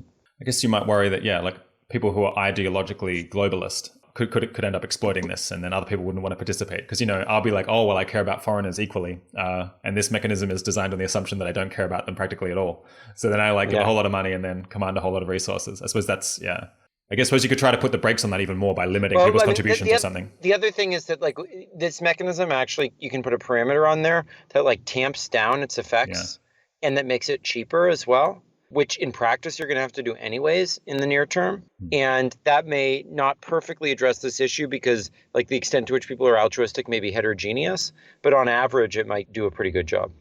So presumably there's going to be like some kind of matching factor, some kind of, the funding that goes through this thing is kind of proportional to this like output of this like square of the sums of the roots. Does it matter? Does it matter what that factor is? Because it seems like if it's very high, I want to contribute more. If it's low, I don't want to contribute so much, and so it's quite sensitive. Well, so the optimal thing, if everyone is perfectly selfish, is 1. It should be the full amount. But if people aren't perfectly selfish, then you might want to tamp that down. But also just to make if you only have a certain amount of matching funds, you're going to have to set that less than 1 anyway. And the guarantee is that if people are perfectly selfish and you set that number, let's say to 1/10, then the underfunding factor, if people are perfectly selfish, is 1/10. But remember that the underfunding factor under just normal contributions with private property or whatever is 1/n. So this is still like a dramatic improvement, even if you don't set it equal to 1. So I guess we've got these other mechanisms for providing public goods now, like just tax revenue and then like the government funds research or something like that. Yeah. I mean, so that's got obvious problems with it, but I suppose this does as well. Like, do you think that it would actually work better than these other kludgy solutions that we've come up with? Well, I mean, look, everything needs to be learned by experimentation. But my general view is it's sort of like if you kind of invent the right solution for a problem, it's got to help you make progress towards solving that problem at some level. You know what I mean? Yeah. Like, I think it's sort of like, if someone invents fusion, like that doesn't immediately mean that you like replace all power on Earth with fusion. In fact, it may take 100 years to get it working. But it certainly seems like a good thing to focus a lot of attention on. Well, I guess it gives you like a lodestar or something that's theoretically optimal that you can then like approximate with more practical approaches. Well, I mean, and the other thing is I don't even think it's just like, I actually think this is really practical. I think the question is really just like, is it too powerful? And I think it's very analogous to fusion. It's like, yes, fusion can generate a lot of energy. The problem is it can also explode. So the question is, can we like contain that energy? But like, it seems like it would be really dumb not to try to like use that in some way. Now, maybe it turns out after a long time, you conclude it really can't be contained and we're just stuck. But, if you have a huge source of energy, it seems like it's like a pretty promising direction to work on, Yeah. So can you just weaken it a whole lot? Like, I guess reducing the scaling factor is a way of weakening it, right? That's the way to weaken it. I see. Okay, that's interesting. So I guess your hope would be that then like people's altruism and the fact that like there's this discount applied to it where it's not one for one, that you'd hope that they would cancel out. Well, I don't think that's a perfect solution because some people might be more altruistic than others, and you might not get this rescaling right and whatever. But again, as I said, it seems like I'd want to do a lot of work on like being confident that there's no way to get that thing working before I would give up on it, given that it like is actually the solution to the problem, like the core problem of political economy. Like, so like, it's like if you have one thing that's like actually the solution to the core problem of political economy, and then you've got like another system which is like a solution to something that we know is like an edge case, and you're like, okay, well, we're not sure how to get this other thing working perfectly, and we haven't even really tried it at all. And we've got this other thing that's like been working really poorly for years, and it's obvious theoretically why it should be working very poorly. And we're going to focus all our attention on just maintaining that system rather than experimenting with this other one. That just doesn't seem like a very good allocation of social attention and resources, So both quadratic voting and liberal radicalism have this problem of collusion where like one person kind of pays someone else to contribute for them. And so the same way that you have, say, issues with political contributions where someone might try to donate, get around like spending limits by giving to someone else. So you got this. Yeah. So you have to police that, I suppose, but that seems possible. Are there other like gamings that you would worry about where like, I don't know, people try to split one project into two and make like get more money that way? Or so like that can't work. That actually makes things worse in liberal radicalism. I think the key aspect is this thing about collusion, over altruism, pretending to be multiple people. I think that's the central issue.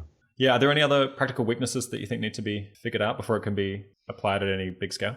Look, nothing should be applied at a big scale until you experiment with it, because you can never know what the practical weaknesses are until you see it. But those are the main ones that we foresee. So another possible kink that I foresaw with this is that there's kind of a fixed cost to like noticing the existence of like a public goods project and deciding how much to give and then bothering to make a payment. And that, in as much as people are making small payments, these kind of micropayments to contribute, that could end up being quite significant and end up, I guess, like causing people to give like larger amounts to fewer projects or something like that. Could be a bit distortionary. Have you thought about that?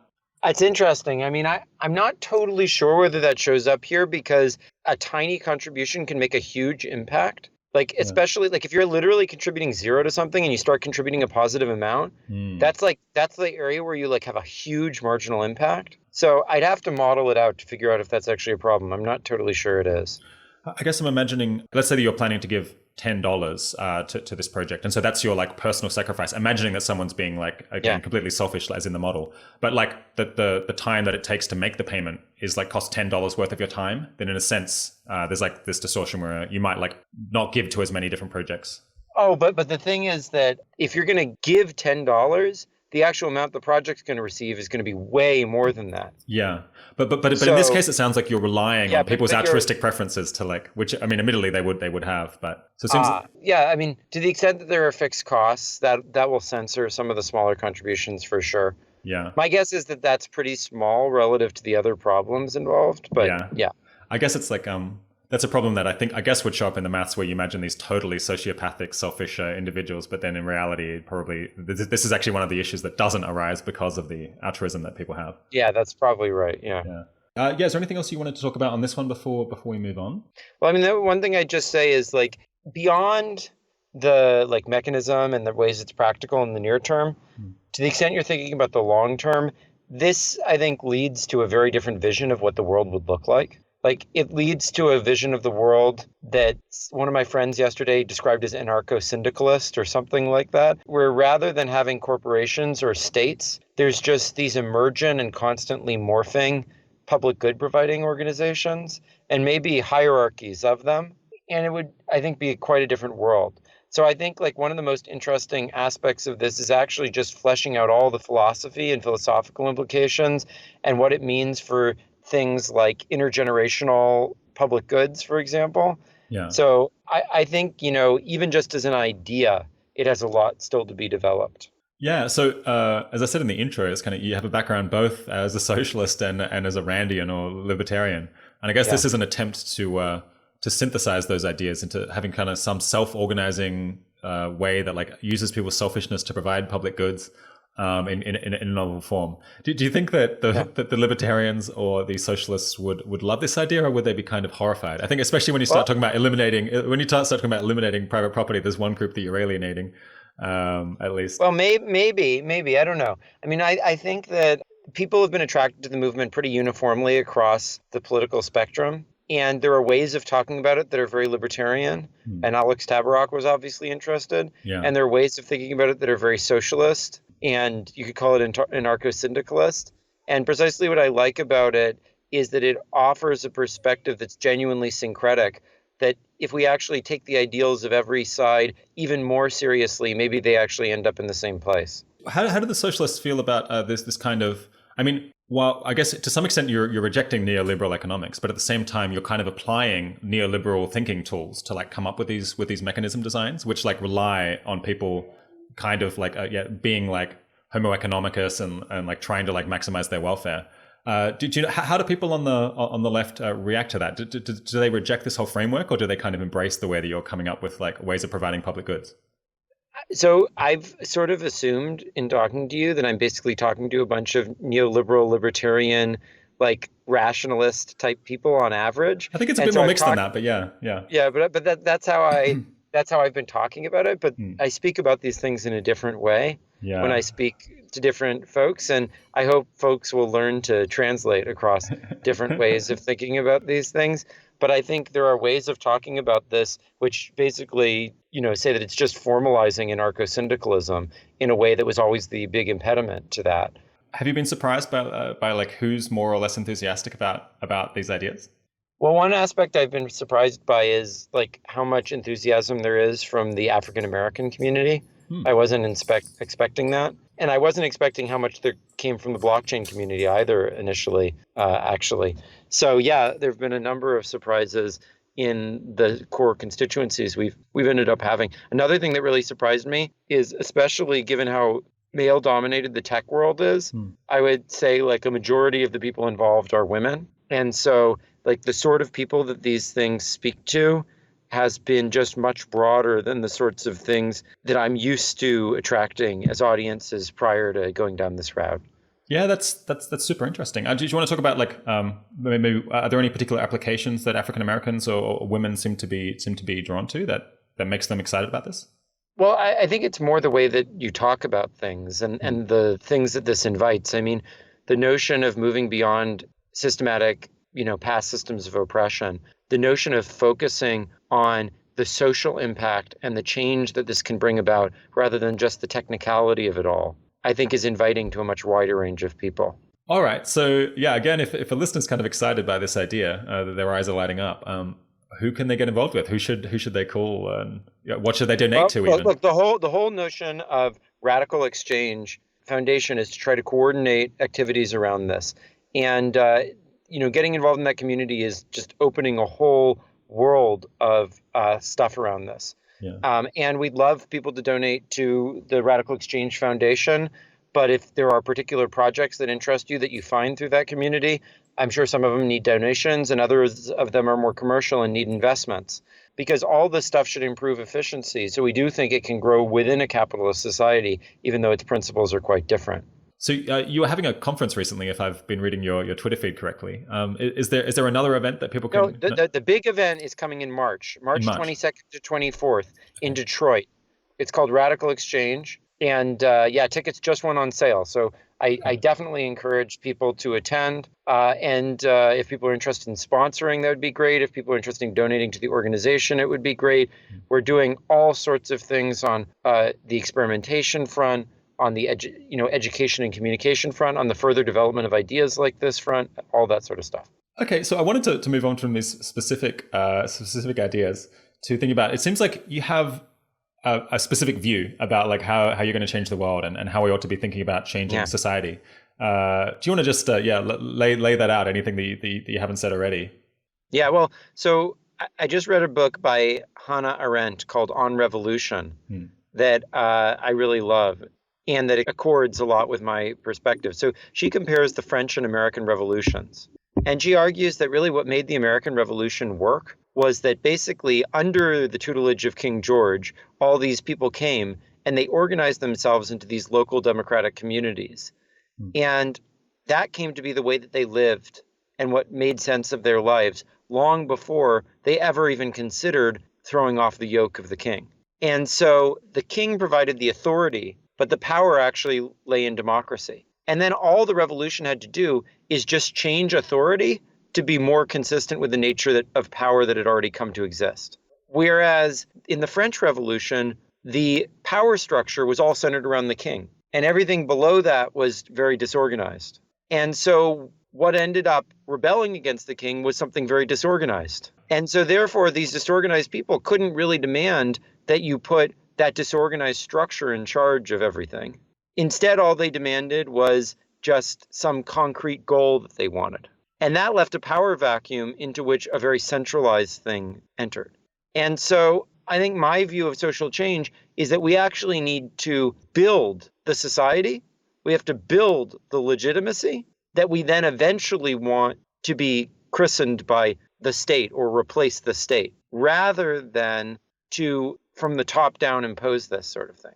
Interesting. Okay, so it's kind of a radical incrementalist view where we're like, well, in the long term, we want to like dramatically change social institutions, but we want to do that by like building smaller scale organizations initially and then like figuring out how to organize them in new and better ways and then building up from there. Is that the idea? Right.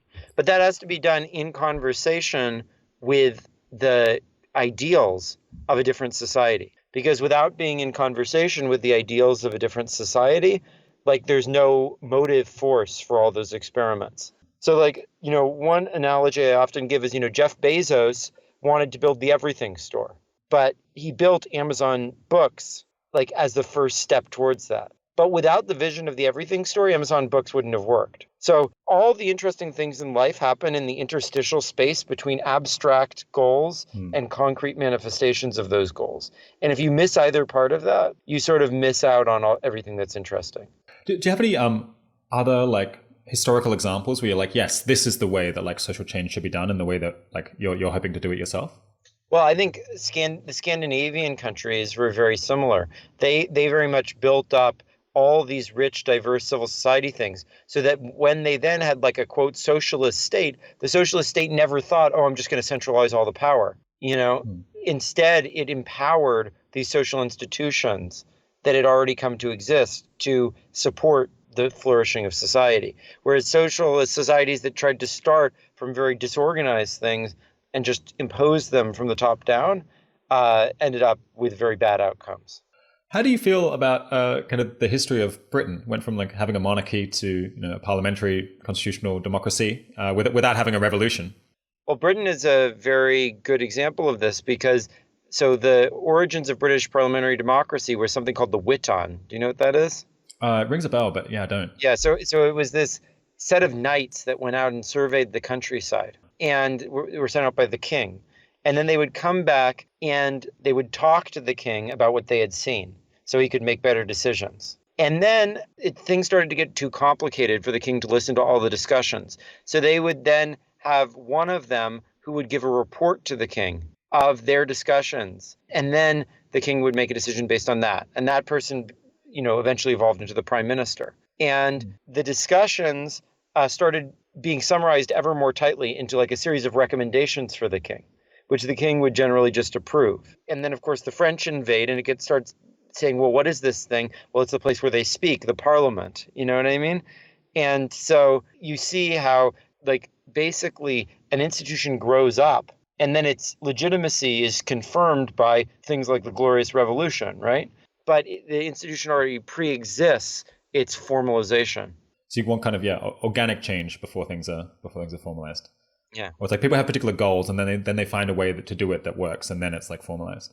Yeah. Do you feel like social institutions are more static than they used to be? I guess like one concern that one might have about like this being the most effective thing to work on could be that it's just going to be very hard to get these things applied because like social institutions are now like too formalized or too sclerotic. And so even if you have like great ideas for reform, you're not going to be able to get them applied very widely. I would say actually the opposite. I don't view the impetus for these things as being so much that just we need this change as the fact that if we don't supply these sorts of alternative ways to solve the problems that we're currently facing, much worse solutions are rapidly being proposed and could be highly destabilizing. So I actually think the impetus for providing these solutions, even beyond the fact that we'll eventually need this change, is that if we aren't starting to supply this in an organic way, someone else will impose from the top down something that's far worse. Why do you think that there's kind of so much political discontent at the moment? I guess Martin Gurry, who I mentioned on the show recently, explains it in terms of information technology changing such that it's like easier for people to find out ways in which their leaders are like unsatisfying or not performing as well as they used to claim. And it's easier for people also to organize amongst themselves movements to oppose whoever is the ruling class or whoever has power at a particular point in time. Do you think that's the reason, or is it like some other thing going on? That might be part of it, but I think it's pretty unlikely that is like the majority of what's going on, because if you actually look at the timing in relationship to these developments, the move towards the far right was way before the emergence of the internet. Like it started in like the early 90s, and a large part of it was accomplished before social media came about, and then the last bit of it came about in the social media era. And of course we notice the last bit of it because that's what like actually causes people to start winning elections. But the thing is, like, that's not actually most of the phenomenon. Okay, yeah, I wouldn't have thought that the move to the far right started in the early 90s. What do you think of that? Yeah, you should read Cass Muddy's work and actually just look at the historical rise of the vote share of the far right. The National Front, like, for example, in France, made it into the second round of the presidential election in the contest between Chirac and Le Pen pair. So this stuff is really not, and if you look at polarization in the United States, most of that occurred basically starting with Newt Gingrich and was accomplished by the mid 2000s. And then of course you throw a match onto that kindling with the Great Recession and so forth. But I don't think that that's the main phenomenon. So yeah, what do you think is causing that then? Well, I mean, I think dramatic increases in inequality, dramatic falls in growth rates, and a general sense of people that the promises that liberalism made them are failing. And technology is part of that, but not just in terms of the way it enables things, but in terms of the way in which it's caused people to feel increasingly lonely, isolated, and a reduced sense of agency. So it's interesting. In Gurry's book, he points to a whole bunch of data showing that kind of the people who are the most insurgent, the people who are like most likely to take to the streets and like vote for candidates that in the past would have been not as successful, tend to be doing well economically and tend also to be like quite socially connected. That it's not kind of the people who are struggling in society or like most depressed who are most politically active. I'd have to see his particular information, but I'm very skeptical of that being the overall weight of what the social scientific community would say about this. The single biggest predictor of swings to Donald Trump that people have found versus Mitt Romney was basically the aggregate connections of people on the Facebook graph being very local and not externally connected. So I don't. Look, there are definitely Republicans who voted for Trump, right? But most of the Trump enthusiasts or those who were won over by Trump relative to other Republicans were not people who are well-connected or high income. Okay, yeah, this is super complicated, so I'll probably have to get someone who studies this specifically on the show to talk about it at some point. Do you worry that kind of politics, as it stands today, is kind of too anti-intellectual to be interested in these kind of in these reforms that are like justified in a very abstract, like economics-y sort of way? Well, I don't think that that's what's going to persuade people, but that doesn't mean that we can't build a praxis of a relationship that helps people appreciate these things through their experiences and through art, which is why I put so much emphasis on art earlier. I think we can build that. I think that we need to build that. But what I definitely am against, and maybe we'll turn to this later, is something which builds a politics that only wants to speak or only respects nerdy and like mathematically inclined ways of approaching issues. I think that's a huge mistake. Yeah. Okay. Go into that as a nerd who speaks that way. Yeah. What are your reservations?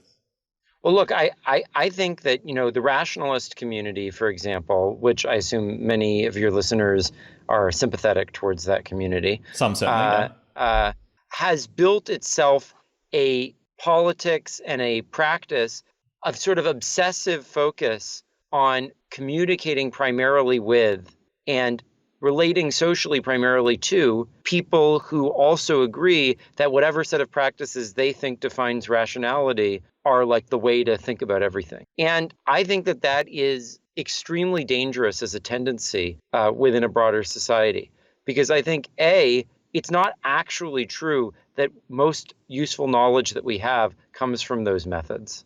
There's lots of useful knowledge that comes in other ways. And if you cut yourself off from that other useful knowledge, you're actually missing most of the relevant information. And B, it's fundamentally anti-democratic as an attitude. And the problem with anti-democratic attitudes is they often start to mutate very quickly into anti-democratic politics. Because if you think that the only people who have access to the truth are philosopher kings, it becomes hard to escape the conclusion that philosopher kings should rule. Because you're just going to be enormously frustrated by the fact that you can't get other people to understand your arguments. So Robin Hanson has this book, Elephant in the Brain, which has some interesting things in it, but I think ultimately is like a long complaint that people aren't interested in talking about politics in the way that I am interested in talking about politics. And that really annoys me. And I would submit that to someone who has that attitude, you should say, perhaps consider talking about politics in a different way. You might find that other people find it easier to speak to you that way. It's sort of like if you have a club of Esperanto speakers and they spend most of the time that they are spending talking in Esperanto, speaking about how annoying it is that no one else speaks Esperanto, you might consider suggesting to them to speak a language other than Esperanto, if that's their primary frustration. You know what I mean? Unless there's some enormous gain that they can demonstrate, clearly that they're getting from speaking Esperanto. So I don't really participate in the politics discussions in the rationality community. Can you are there any examples where you think people are going wrong and how you think they ought to do things differently? Well, as a general matter, so there's something called neo-reaction, which is a very obscure and a lot of people aren't aware of it. But it's actually had a lot of influence on a number of quite wealthy people and filtered into politics in various ways. And it's basically a politics that is built around the notion that basically there should be a small elite of people who own property and sort of control power through that property because, the masses aren't capable of understanding or solving or whatever various types of questions. And I think that politics, even though most people in this rationalist community would reject that kind of politics, I think there is a natural tendency, if you have that set of social attitudes, to have your politics drift in that direction. Because that sort of social practice of only associating with people who have that, a way of approaching knowledge tends to lead you to be frustrated with everybody else's politics, and therefore to want to, if you're socially anti-democratic, the chances that you're going to become politically anti-democratic seem to me to be much higher. It's interesting because I think of myself as having the view that there's some people who are much more informed about politics and have much more sensible views about what legislation ought to be passed. I guess like in some sense, I'm like part of an elite that's like unusually educated about these issues. But like when it comes to like nothing is more like appalling to me than neo-reactionary politics. I like have practically no sympathy with it. What's going on there? Am I just like part of a different like somewhat like? Well, I mean, I'm not saying everyone, or I'm like no social tendency is absolute or constant or whatever. But I think that as an empirical matter, we have seen like a very large number of people enter into the rationalist community with politics similar to what you're saying and gradually drift in the direction of neo-reactionary politics. And so, and there's a like pretty simple theory of why that might happen. And it seems to empirically happen quite a bit. So like, it seems to me that like the combination of that empirical evidence and the theory explaining it would tend to lead me to suggest that people who don't want their politics to drift in that direction or who find that reprehensible might consider changing their practices and not just resisting that political inclination. So to play devil's advocate here for a second, like obviously I have like no sympathy with the neo-reactionary view, but it seems like it is just true that if you start looking at like public opinion surveys, it's the case that many voters are like misinformed about many empirical issues, and then like they support policies that seem I don't know, to like most people who've studied like the topic to be like bad ideas. And so there is this like this kind of this kernel of truth that like at least like democracy as it functions now is like quite a strange way of making decisions in a sense. Like there's other reasons why we organize it this way, to prevent like oppression and to like distribute power more broadly. That's very valuable. But it's like, do you want to kind of take on that like attitude? Well, Rob, where do you live? I live in California. How long have you been living where you're currently living? 2 years. How much do you know about the candidates for local office? I know that the Republican was a practical Nazi. My congressional seat, that was particularly bad. I mean, I can't vote. I mean the really local office. I mean, like the teacher's board or nothing. whatever. I can't vote, so otherwise I might know. But yeah, no, I know nothing about them. I know nothing about my local candidates either. So the notion that there are a class of people who are just epistemically crap, I think is just wrong. I think the answer is that people focus on different things because they are adapted to different areas. Yeah. And yes, I absolutely believe that there should be division of labor and that people should be allowed to opt into things that they care more about and opt into things that they care less about.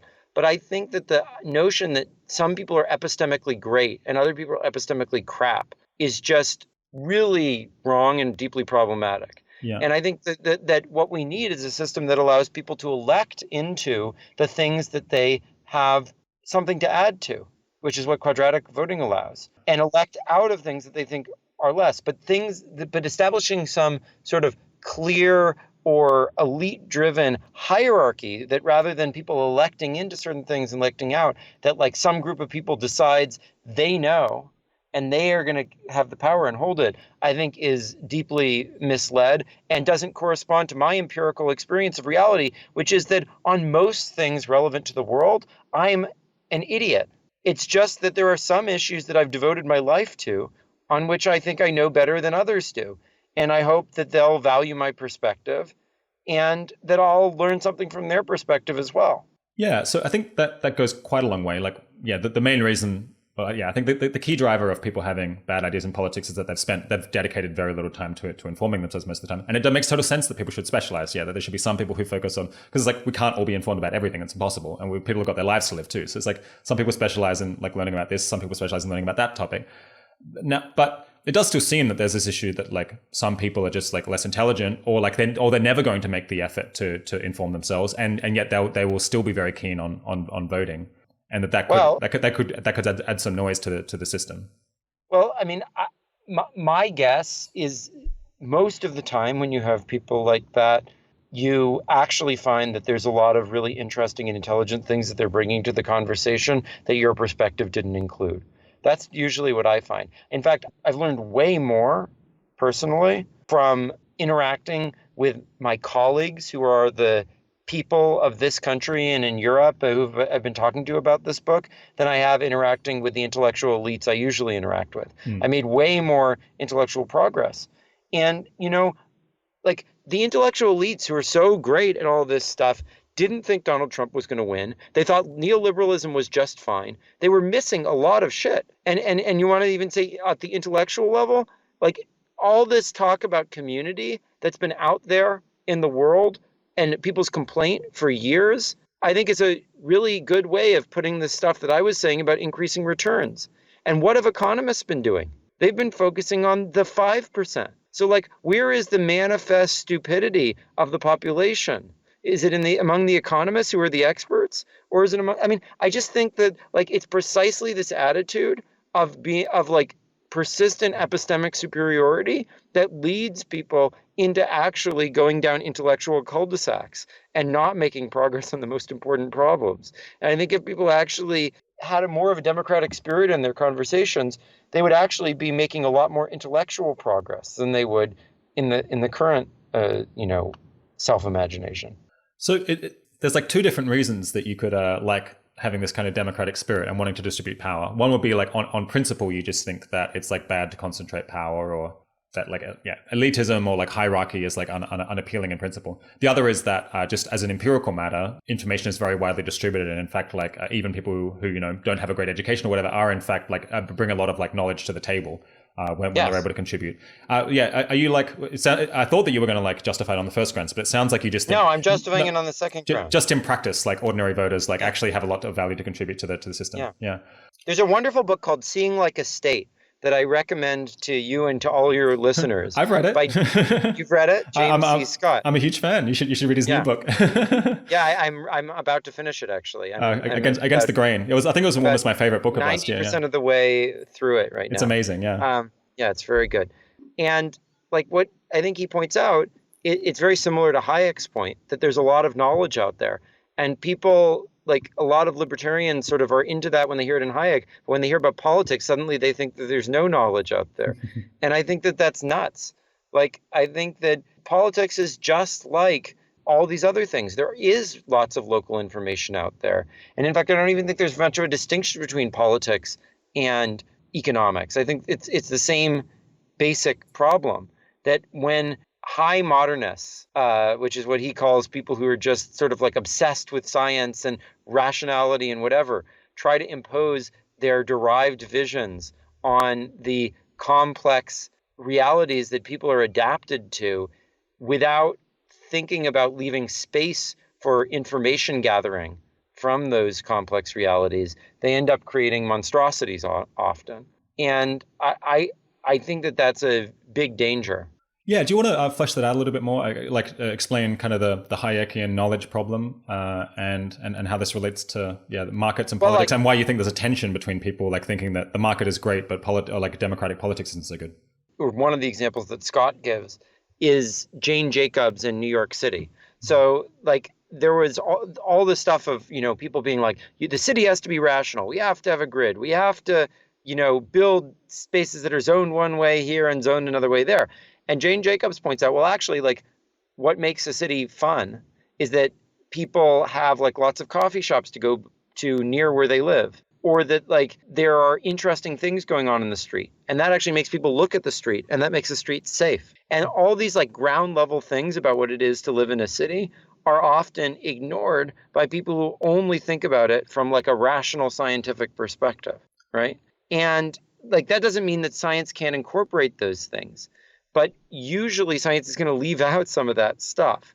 And like, it's only through a dialogue with what's going on the ground that you figure those things out. And the problem with saying like, oh, well, that's true of markets, but like that doesn't need to be true of democracy, is that, as I pointed out earlier, almost everything is some sort of collective action.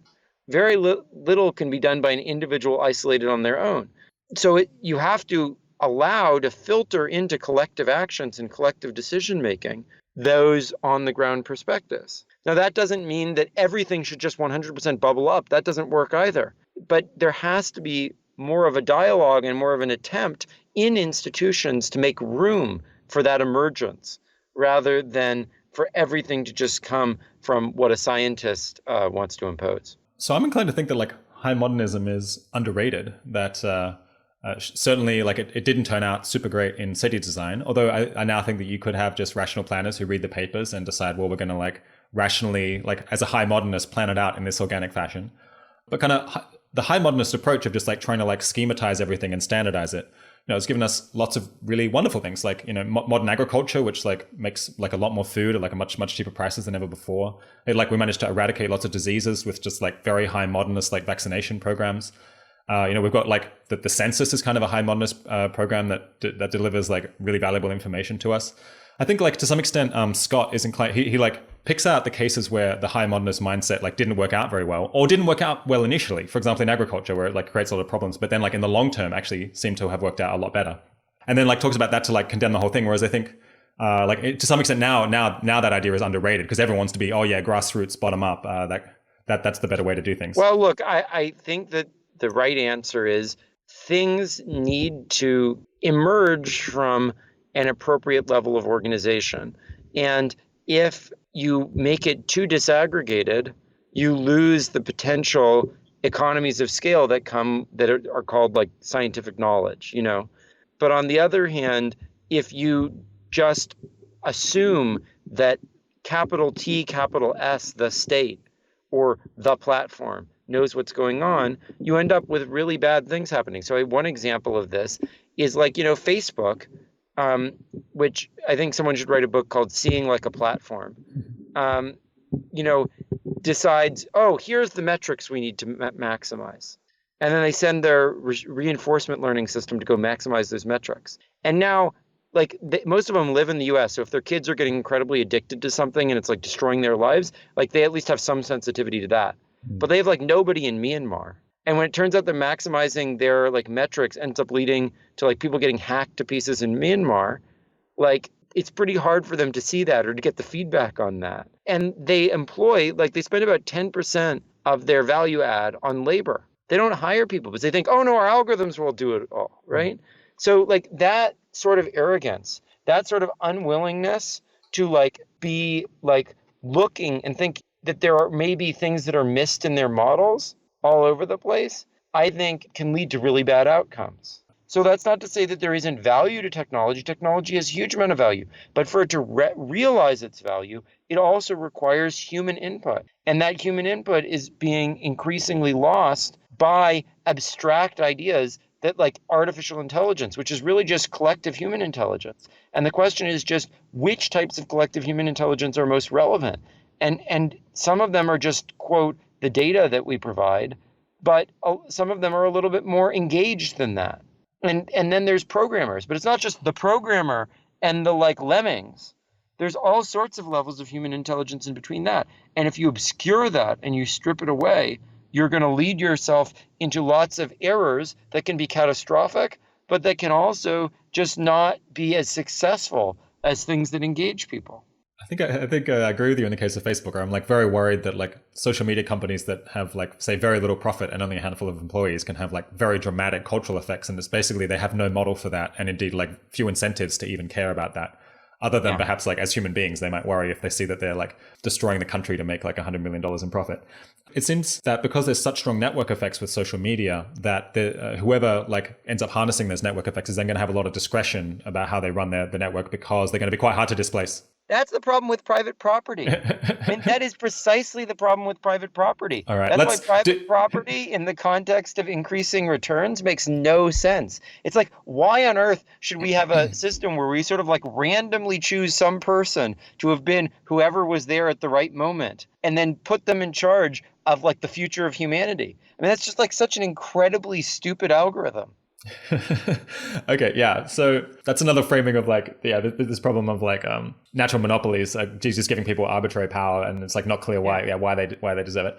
I guess maybe let's synthesize two things now, because on the one hand, you don't like this kind of top-down design of society. I think there's like a lot of information that gets lost when you have like elites doing that kind of thing. On the other hand, it seems like a lot of your schemes, to like some people at least, I know Arnold Kling had this reaction in The Economist. He like looks at this and he's like, good grief, this is just like another social designer who's trying to like figure out how to like change politics and then like change the market.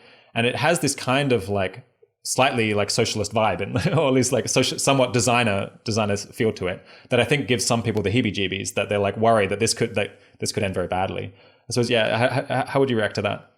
Well, I think that the first thing to recognize is that the notion that there is some undesigned system that is called private property, and that like we're going to have all this technological innovation on top of that and not do anything to respond to that at all, and that's going to lead to some undesigned world, is just totally counterfactual. And every time someone like pretends like that's true, they end up with a Facebook or with a General Motors or with a Rockefeller, who then dominates the whole thing and designs it however they want with no attention to everybody else, right? So like it's actually hard work to have an emergent undesigned system, and it requires careful thinking about the system in order to make that the case. Now, that's not to say that I think you should impose from the top down, as I said, some new alternative without experimental growth and learning and so forth. But I think that if one wants, as say Arnold Kling wants, to have a society that is genuinely decentralized and emergent, you need to avoid concentrations of power, which requires new innovations in how the system works, just as emerge from that system technological innovations. I think the fundamental problem with libertarians, and I think it's just like incredibly frustrating and incoherent, is that they're all like, oh, no, we need to stick with the things that work when it comes to social institutions. But then the social institutions they want to stick to allow technologists to do whatever they want. You like go to someone like Tyler Cowen, and he's like, oh, these awful Americans, they don't care enough about economic growth. They don't care enough about moving around and adapting to all these new technologies.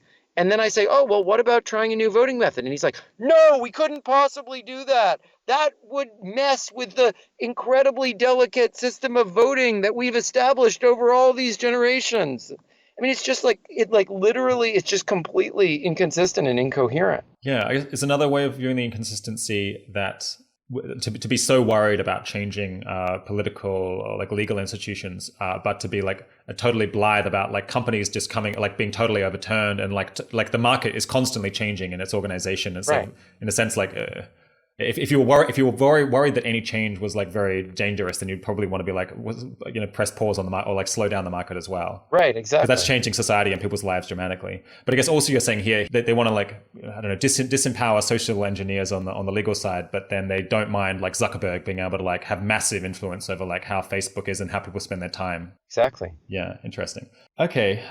All right. So to somewhat play devil's advocate here, Yeah. I think you could imagine someone who is like an incrementalist, pro-market-ish person who like hears you start talking about like we're going to abolish private property to some extent, or like start having people own, they always have to rent their private property is more the way that actually goes in the book. Unfortunately, we haven't had time to go into that idea in detail.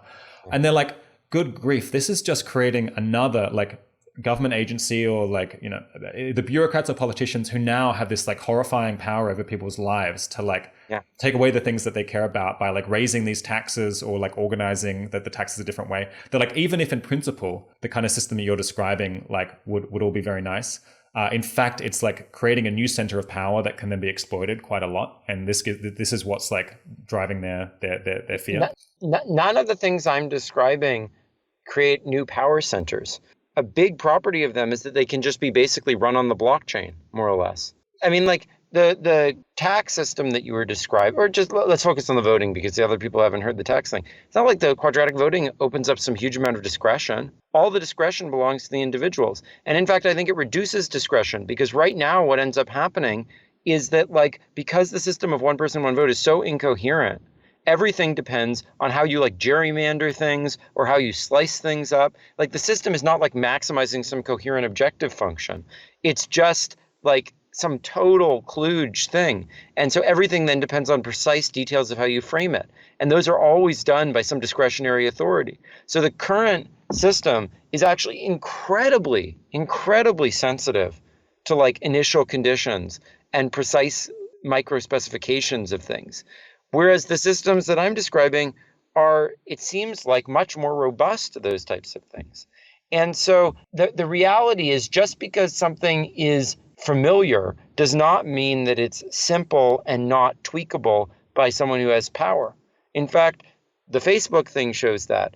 The current state of people's resentment against elites show that. Like, it's actually an intellectual question whether a system is that way or is not that way. And you can't just avoid that by just appealing to saying that, oh, well, it's been around for a while, because all the conditions that have been around for, like, another thing that's been around for a while is the fact that since the beginning of industrialism, we've had dramatic changes to social policy every 30 years, except for in the recent period. And so if you really want to say what was going on during that period, it was a consistency of social and technological innovation happening relatively in parallel with each other. So if you want to conserve something, let's conserve that. Yeah, well, why do you think the kind of social reforms that you think are desirable kind of slowed down in the last generation? Because of the ideology of neoliberalism. Now, neoliberalism itself brought some really good innovations. It brought free trade, which opened us up to poor countries, which led to a huge amount of reduction in inequality across countries, which I'm a huge fan of. It actually, I think, was very important, honestly, to allowing women into the workforce, because it broke down some of the rigid structures of unions and so forth that were so there were a lot of good things that it did. But to then be like, oh, and now any continuing innovation along that dimension is anathema, but we need to dramatically accelerate technological progress, just seems to me to be crazy and incredibly dangerous and likely to destabilize the world. So it might be worth clarifying what you mean by neoliberalism, because I think of the people who identify as neoliberals as being quite unusually enthusiastic about the kind of reforms that you're in favor of. But it seems like you're thinking of them as people who are skeptical. Well, what I really mean is capitalists. I see. So you mean more more libertarian perhaps than... Yeah. I see. But yeah, I mean, isn't it the case that people who identify as capitalists or libertarians probably again are more at least there'd be an overrepresentation of people who are very enthusiastic about these dramatic reforms, because often they're people who are are strongly libertarian are people who are drawn to a strong clear systematic framework and a strong ideology, and then I mean, some people who used to identify themselves as libertarian at least are very sympathetic to these ideas, but there's a class of people out there who are, I don't know if you want to call it conservative or what you want to call it exactly, but conservative libertarians or something, who just want to preserve this. All of the past change was good, all of the future change is bad. Yeah, exactly right. Okay, it's interesting. Okay, so yeah, a couple of months ago, you also got into an exchange talking about kind of effective altruism, and I guess especially the effective kind of philanthropy movement, and some reservations you have about that mindset, which I guess just kind of a natural outgrowth of what you've been saying before. Do you want to talk about that? Where you think people like me might be going wrong? Yeah, I mean, I think it is a natural outgrowth of what I was saying before. But basically, look, as an intellectual set of investigations, I think it's an interesting place to go. But there's a certain set of cultural practices which I'm going to now caricature. Yeah. But which I think are very dangerous.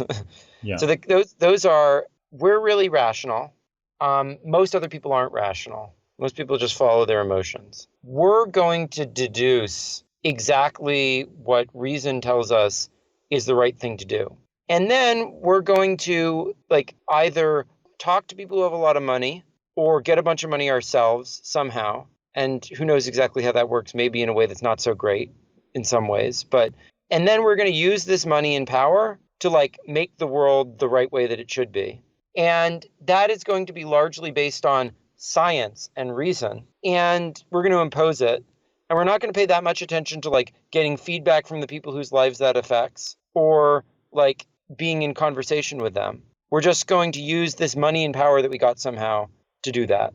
And that set of attitudes, which you could call high modernism, or another word that is vaguely related that Jaron Lanier, one of my collaborators, came up with, was weenie supremacism. That set of attitudes, I think, is very dangerous and very erosive of democracy, and is something I think we need to resist. And I'm not trying to lump all effective altruism into that, but I think there is a tendency of certain people in the community, especially those that are very inclined towards field experiments or everything, and who don't sort of see that the effective altruism movement itself has dramatically changed its mind about things a huge number of times in the recent years, and that maybe actually they might have learned something from all the people out there who could have told them that maybe social stability was important and maybe legitimacy was important, and that's ended up becoming a lot of what Ben Todd these days talks about being important. after many iterations of thinking about this. So I just think, like, I'm not saying that there's no value in that stuff. I'm not saying that that isn't an interesting dimension of research and whatever. But I think the notion that there is a small group of people who has exclusive access to the truth, who doesn't really need to talk to other people, and that wherever their reason leads them should guide huge amounts of wealth and power without a lot of like constant feedback from others. I think that's like a practice and a way of being that we should resist. So I guess like I'm mostly focused on preventing global catastrophes, so like preventing nuclear war, like preventing pandemics, that kind of thing. And I guess I'm not sure how much this applies to that, or whether you're thinking of that, or whether you're thinking more of the kind of like anti-poverty work, where perhaps you end up, like having too much influence over people in the developing world and like caring, like being too paternalistic. Yeah, I mean, I think that the preventing catastrophes stuff tends to be a little bit better precisely because it has the character that there probably isn't that much local knowledge about it, because it's these low probability events that like you're sort of not going to figure out unless you spend a lot of time just like in a dedicated way thinking about them. Yeah. As I said, and that has like been more common among the somewhat later iterations of the effective altruism movement. But like I think, and also more generally, like people have gotten to long-termism and then they realize it's not all about growth. And instead, it's a little bit more about like making sure the system doesn't go off the rails, which makes you then think about legitimacy, which you see what I mean? So like that's leading in a good direction. But I sort of think people might actually have gotten there a little bit faster if rather than just like reflecting on it and following the line of the logic, they'd been in conversation with a wider range of social actors and thinkers and taken what those people said seriously and like reflected on it. And they might have more quickly converged to where they're getting. And furthermore, there may be further iterations that people have to go through.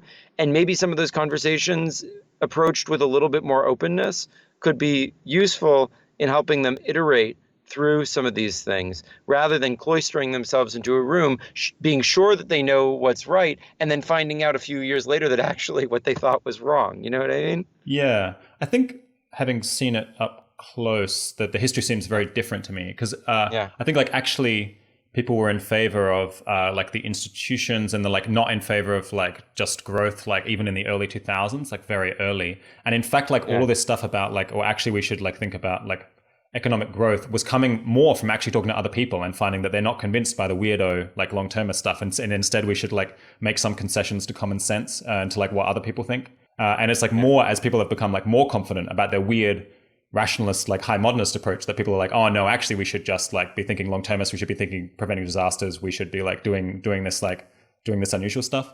I think that like that will be like a lot less I think visible from outside, but I guess there, yeah. So do you want to like point to any things that you think people might be funding or getting involved with without like spending too little time talking to recipients or collecting enough like local knowledge and how they might do things differently?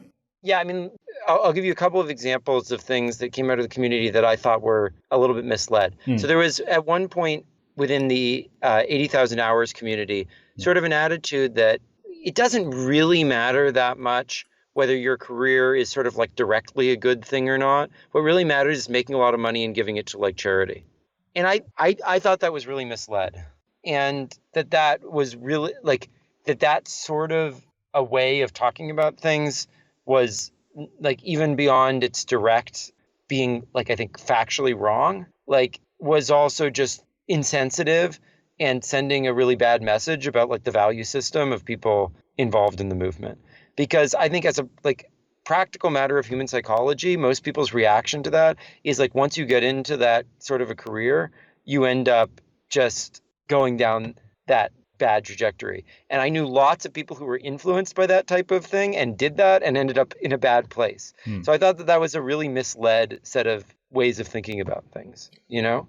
So that's one thing. A second thing is I think a lot of the like overly field experiment driven, like effective ways of like, you know, charitable giving that didn't think about broader social structures and effects of that sort of stuff was, I think people started to move away from that. But I don't think that was a very good trajectory to go down. And I don't want to identify that with any particular set of people within the effective altruism movement or not. But there certainly was something like that I identified with the effective altruism movement that I thought was misled in a bad direction.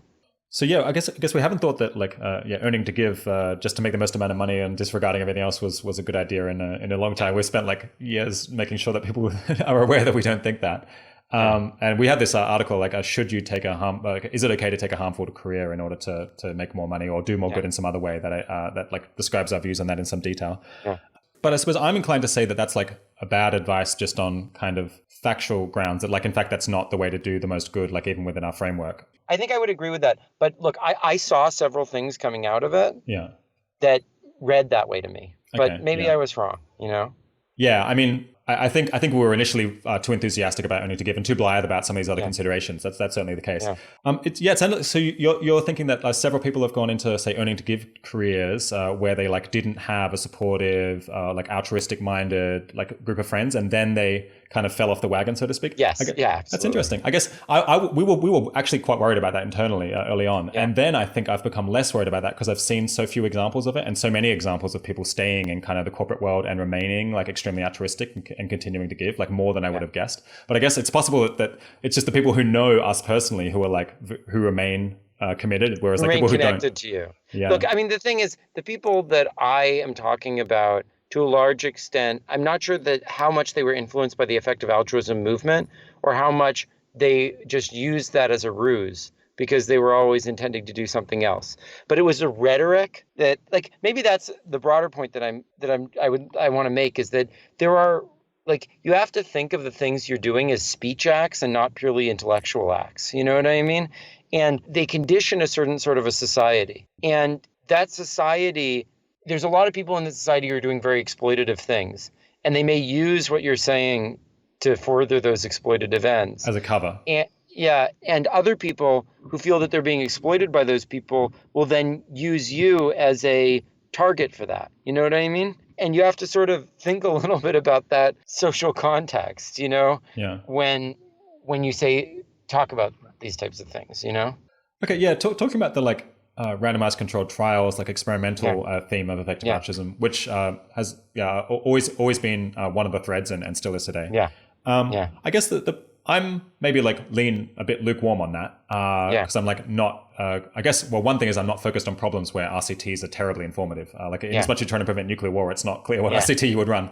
But I suppose the people who are very into that would say, well, this allows us to like maybe it's odd that there's all this distributed information, but nonetheless we can run studies that kind of like pick it up and allow us as kind of experts to suggest where money could have the largest impact. But in fact, that does just seem to kind of be the case, that these studies are fairly informative and that this allows us to do better than just like cash transfers potentially. And it just like gives us more information to figure out how we ought to act. Look, I'm not against RCTs. And not only do I like RCTs, like I'm involved in lots of, I mean, some of my best friends run RCTs. Exactly. Yeah. Exactly. I have 10 friends who are RCT runners. Yeah. But I do think, and I don't actually think this is too much of an issue anymore, but I think that there was a period during which there was much more focus on that than there was on stuff that had to do with trying to find more effective ways to build democratic institutions of various sorts or things like that. And I think that can be very condescending. And again, in terms of like the way it comes off as a speech act, like, I mean, you've probably had Rob Reich on this program or something like that. Not yet, but probably we will sometime. Yeah, or Anand Giridharadas. And I think there's a lot of truth to what they're saying. And again, like the Gates Foundation, how do I feel about that? I mean, I think there's a little bit of a centralizing tendency there that is worrying and that is erosive of very valuable institutions. And I'm not saying that the research isn't useful or shouldn't be done or whatever, but like I would prefer if there was more back and forth between different power centers on that. I guess it's interesting that you say, it sounds like you think that people should have been more interested in institutional reform, that would have been better. Because often the people who are concerned about paternalism on the part of, rich people in California, that they're more enthusiastic about just providing, either cash or like basic healthcare than they are about people going and meddling in like how social institutions in the developing world are functioning. They're worried that that's like more colonialist or like is more an exploitation of power than just like, say, preventing people from getting malaria and then letting them figure out the politics on their own. Yeah, I mean, I think that that's a very capitalistic way of thinking about it, I don't think that that's what Rob Reich would say. Yeah. I don't think that's what Anand would say. I think he would say that, development is social institutions. I suppose there might be a question of like how you go about it, whether you just come in and say, yes, we've figured out that this is how like your democracy ought to function, versus like going in there and working with people directly on it. Yeah. I guess in terms of decentralizing power, I guess about 60% of GDP is spent by like individuals roughly. You've got like 2 or 3% on philanthropy, and like the rest is kind of government. So in a sense, like things are like spending power is already quite decentralized, although I guess because income distribution is so unequal, in fact, like a lot of it in a sense is like quite concentrated with particular individuals. But I suppose people might, I think some economists or like some people have like a more of a capitalist leaning, think that that's where like the decentralization comes from, is like people having their own private property that's inviolable, that they have their house and they have their stuff and they have their private sphere where they don't really have to care what other people think. And that is something that protects us from tyranny and concentration of power. And I think then they look at this thing where you would have to kind of rent your land. You can never buy it outright. You always have to rent it. And they're like, oh, but this is destroying this private sphere that allows decentralization of power and like gives people a place where they can always do what they want, come what may. Yeah, but I think that the fundamental flaw in that logic can be easily seen on the internet. Like, think about, do you really think decentralization of power online comes from every individual's ability to read and consent or not consent to the terms and conditions that they're so easily able to negotiate with the tech giants? I mean, you just think about it, and it's like, as a logical matter, the actual power that people derive in a decentralized way almost always comes from their ability to act collectively. Like, it's almost never possible on your own to exercise much power. And like, the only people who think that power comes from your private property are people who have a huge amount of wealth. And they're able to use that wealth because they have monopolized the collective wealth of a large number of people. And so then, yeah, sure, then private property is a source of your power. I guess that the standard thing that like libertarians or neoliberals, or I guess like even social democrats might say, is that the way to solve that is just with government redistribution, that they collect taxes and then send people a check, and that provides them with the positive freedom because they always know that they're going to have this money. So perhaps you get like this enthusiasm for minimum basic income and so on.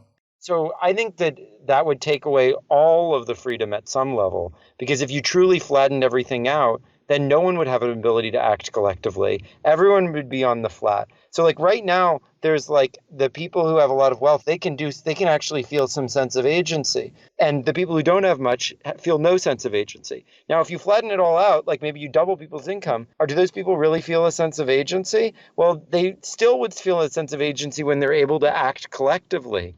But, it's not really the inequality so much. See, I actually think inequality is the fundamentally wrong thing to be going after, even though I believe in equality. I think the fundamentally wrong thing is that there are all these collective processes where we've randomly chosen someone to be in charge of that collective process, because that collective process is the actual source of agency. And so then whoever is in charge of it feels agency and everybody else feels none. And what you really need to spread is that sense of collective agency, not the sense of this completely atomized individual agency, because ultimately that doesn't allow you to do very much to actually feel like you're in control of any process. I feel like I haven't understood that. So if you like partially redistribute some income so that like people whose incomes previously were like low are now like more medium, then they have like, they can still coordinate with people through the forming of like corporations or cooperatives or nonprofits or just like friendship groups. Right. And so I'm not saying that the redistribution is a bad. Yeah. I'm just saying it's not sufficient. Because if you've taken and privatized all of the forms of collective agency, which are like corporations, which actually control the major coordination in our society, or states, if you've sort of put those in a very narrow set of hands, then you've already basically like centralized agency. And just then giving people a little bit more income doesn't actually accomplish very much in re-decentralizing that. Only by allowing that collective agency to be emergent and flowing and have people have a chance to participate in that, do I think you give people a real sense of agency.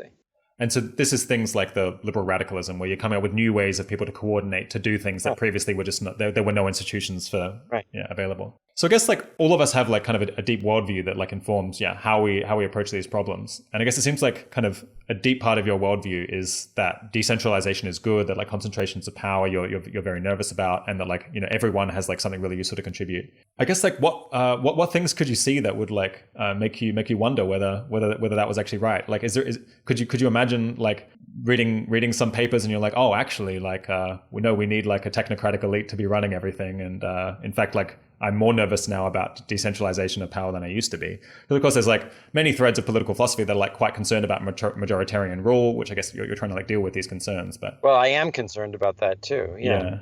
But look, I think that, look, if I believed in some of the like culturalist or racist stuff, and I really thought that they're like, or honestly, if biotechnology progresses to the point where some people are able to like turn themselves into X-Men and everybody else is left behind, my first solution to that would be, well, let's try to equalize that. But if I couldn't, and there was some persistent reason why, like think about her. Yeah. Imagine that there were like a few people in the world who had the capacities of the her people, you know, like her. Yeah. And everybody else was just like an ordinary human. Then there would be real questions of like, is really the richness and complexity of organization living at that level and not at the level of ordinary people? But my guess is in that sort of world, like the sorts of questions I'm talking about aren't even going to be an issue anymore. Like those beings are just going to separate themselves, and there will be nothing anyone can do about it. I guess in that case, it seems like futarchy, like Robin Hanson's idea of having where people vote for what they want, but then like bet on what the outcomes will be, might work quite well, because you would avoid exploitation by having like distributed like voting power, but then you would have like these like superhuman minds would like predict what the outcomes of different policies or different actions would be, and then they'd be able to achieve whatever outcome was specified by a broad population. So we're very often science fiction now. I have issues with futarchy, but I think like what I really object to, it's less even like the worldview I'm talking about. I think really the problem I have is that there is a rhetoric out there of trying to convince people that they're insufficient and that everything should be the private property of a small number of people for this reason. When in fact, if it was really the case that those few people were like so important and great and powerful, they wouldn't need to have all this rhetoric to convince other people of it. People would just see it. They would get it. Like if there were really a few X-Men floating around, like it would be manifest to everyone. And in fact, those X-Men wouldn't even need everyone else. They would do the Atlas Shrugged thing. Like go off, seastead, do whatever you want and have no connections with the outside world. And if you're really that great, just do it. And stop bitching and trying to convince everybody else that they're inadequate and stupid and useless and that you're the elite. You know what I mean? Like, that's the thing that I think is so ridiculous. I think it's called like, Monaco. Well, fine. That doesn't bother anyone if you want to go do that. But don't take don't take as private property all the stuff that was produced in the society that we created. Go off on your own with nothing into the forest and build this great Atlantis that you're capable of doing and that no one else can do. You know, great. And you know, honestly, if there were a bunch of X-Men, they would do that. They wouldn't bother with everyone else. They just go off into outer space and do their own thing. But the thing is, it's just not like, that's not actually what's going on. What's actually going on is that there's this elite of people who's trying to use rhetoric to dominate others and to take the collective work that others have done and expropriate it to themselves. And I think that's nonsense. So to speak up for the poor elite of the world that have been driving policy the last few decades. I mean, again, to repeat, I guess I look at global statistics and I'm like, wow, like health is improving so quickly, education's rising, like globally GDP growth is really good. We've had like no major wars. Like I think like setting aside again these risks from technologies, like the world just seems to be going like really well to me, like much better than it has at almost any other point in history. And like it's true that there's this like middle class group in like developed countries who've had a bad few decades where their incomes have stagnated for like reasons that people try to debate. But we're talking about like 5 to 10% of the global population, while like most other people have been doing really fantastically. And do we really want that kind of tail to wag the whole dog and say, no, let's like radically change things that seem to be going super well just because there's like very vocal minority of people in the world who are like upset? Look, I think throughout history, there have been these like moments when big inequalities of some sort arose and then they got resolved in some way. And I think to a large extent, you know, the whole neoliberal thing that we're in right now was a result of sort of like women, minorities, people in poor countries being like fed up with the way that they'd been marginalized. And sort of neoliberal progressivism, which is like our current ideology, is to a large extent like an outgrowth of dealing with those inequalities. But in the process, other inequalities flared up. And if you want people in the poor world to do well, if you want women and minorities to do well, you better find a way to address the concerns of the people who are feeling really alienated right now, because there's a lot of them and they're in strategic positions. And we, according to my theories, can address their concerns in ways that actually will make things better for the rest of the world that you're worried about. But just ignoring them and saying, let's just keep on the trajectory is, I think, a recipe for a huge reaction that's going to bring down all the benefits that you had before and possibly destabilize the whole global community. So I think it's a really stupid and arrogant approach to ignore those issues just because the things that you've done have accomplished something. Yeah, I guess I do feel it's like it seems to be like women and minorities who vote most consistently for like the institutionalist candidate. So Hillary Clinton, obviously that's the case, but I think maybe I'll look like more broadly whether it's the case that people who come from like more marginalized groups are more likely to vote for they seem more dissatisfied and more likely to vote for like radical changes. Well, but those groups have been like the current system has been helping them converge. Right, exactly. They've been doing a lot better. Yeah, and that's great. Yeah. That's a huge advance in human welfare. It's a huge accomplishment, and it's the reason why, like, for all my critiques of neoliberal capitalism, I still think it was a major improvement on what came even immediately before in the 1950s. But that doesn't mean it's enough, or that it's stable, or that we don't need to do things to keep it from going off the rails. Yeah, this has been super stimulating. I want to just, we're almost out of time, but I want to give you like maybe 5 minutes to talk about, what you'd like listeners to do if they want to get on board with this agenda, what they should be reading, just like your pitch for changing society for the better and how to do it. Yeah, absolutely. So we're trying to build a movement that connects really a broad range of people. We have, arts and communications, entrepreneurship and technology, ideas and research, and activism in government. And we need people in all of those areas who want to get involved and work with people from all the other areas. We need people to start local groups. We need people to develop public policies. We need technocrats who want to work within existing power structures to create experiments. We need entrepreneurs who want to build new platforms and tools and whatever and have those things grow. We need artists who want to help communicate these ideas and imagine them. We need researchers who want to develop the ideas further and want to get beyond just talking to technocrats or talking in this narrow language, but actually want to start engaging in a democratic spirit and being in touch with all these other people. And there are now about 100 groups around the world, and we need many more of them. And anyone who's interested in getting involved can reach out to me on Twitter, reach out to @radexchange on Twitter. Go to www.radicalexchange.org and don't just follow my writings. This isn't about me. We're going to create a intellectual partial commons where it's going to be basically like somewhere between Wikipedia and authorship, where there's going to be a list of signatures. So submit things to that. Sign articles on there. Look at the ideas, and they're going to belong to the community or partially belong to the community in this sort of blurred out way. There are just like all sorts of ways to get engaged with this. And this thing has just been exploding. I genuinely believe that there isn't out there right now a coherent attempt to create a school of thought that represents an embrace of markets and technology and diversity that can actually address the current sources of our crisis. So if you believe in all those things, if you want to embrace them, help us build this thing.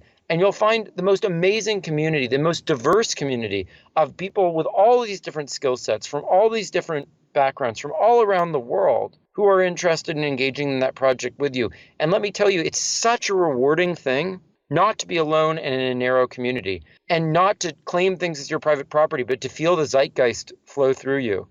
And that's what the last few months have been with me. And I think everyone who's been involved in the movement intimately, so many of them just volunteering. We have 50 people giving 10 or more hours of their time a week as volunteers to Radical Exchange. But every one of them, I think, has found that this is the most exciting thing that they've done, because they're with such a diversity of people with all these different skill sets all coming together to create that vision of a liberal future that's actually sustainable and believable, and that can save us from these real dangers that we're facing. So check out all those resources that I talked about. I have a syllabus online if you want to read more, and just get involved in the community. We'll stick up links to all of those things. I knew this was going to be an exciting conversation, but it's been even more so and unexpected in a lot of ways. So the book is Radical Markets, and my guest today has been Glen Weyl. Thanks for coming on the podcast, man. Thanks so much. Yeah, take care. I hope you enjoyed that spirited and wide-ranging conversation as much as I did. If you'd like to go along to the Radical Exchange event in Detroit, check out the event at radicalexchange.org. That's the letter X. They have a list of which speakers are coming, and they include Ethereum founder Vitalik Buterin. And tickets are available now, although they're likely to sell out fairly soon. Also, just a reminder to check out our job board at 80,000hours.org/job-board. There are a lot of great positions there that can help many listeners, I think, find a fulfilling job in which they can greatly improve the world. The podcast and the job board, I think, are going to be a pretty killer combination. One of them helping people like you to kind of deepen their understanding of how to do more good and how to think about the different opportunities available. And the other then connecting people with concrete opportunities to make a bigger contribution. So making it a lot easier to get started or find a role that's even more impactful. Or at least that's our hope. The 80,000 Hours podcast is produced by Kieran Harris. Thanks for joining. Talk to you in a week or two.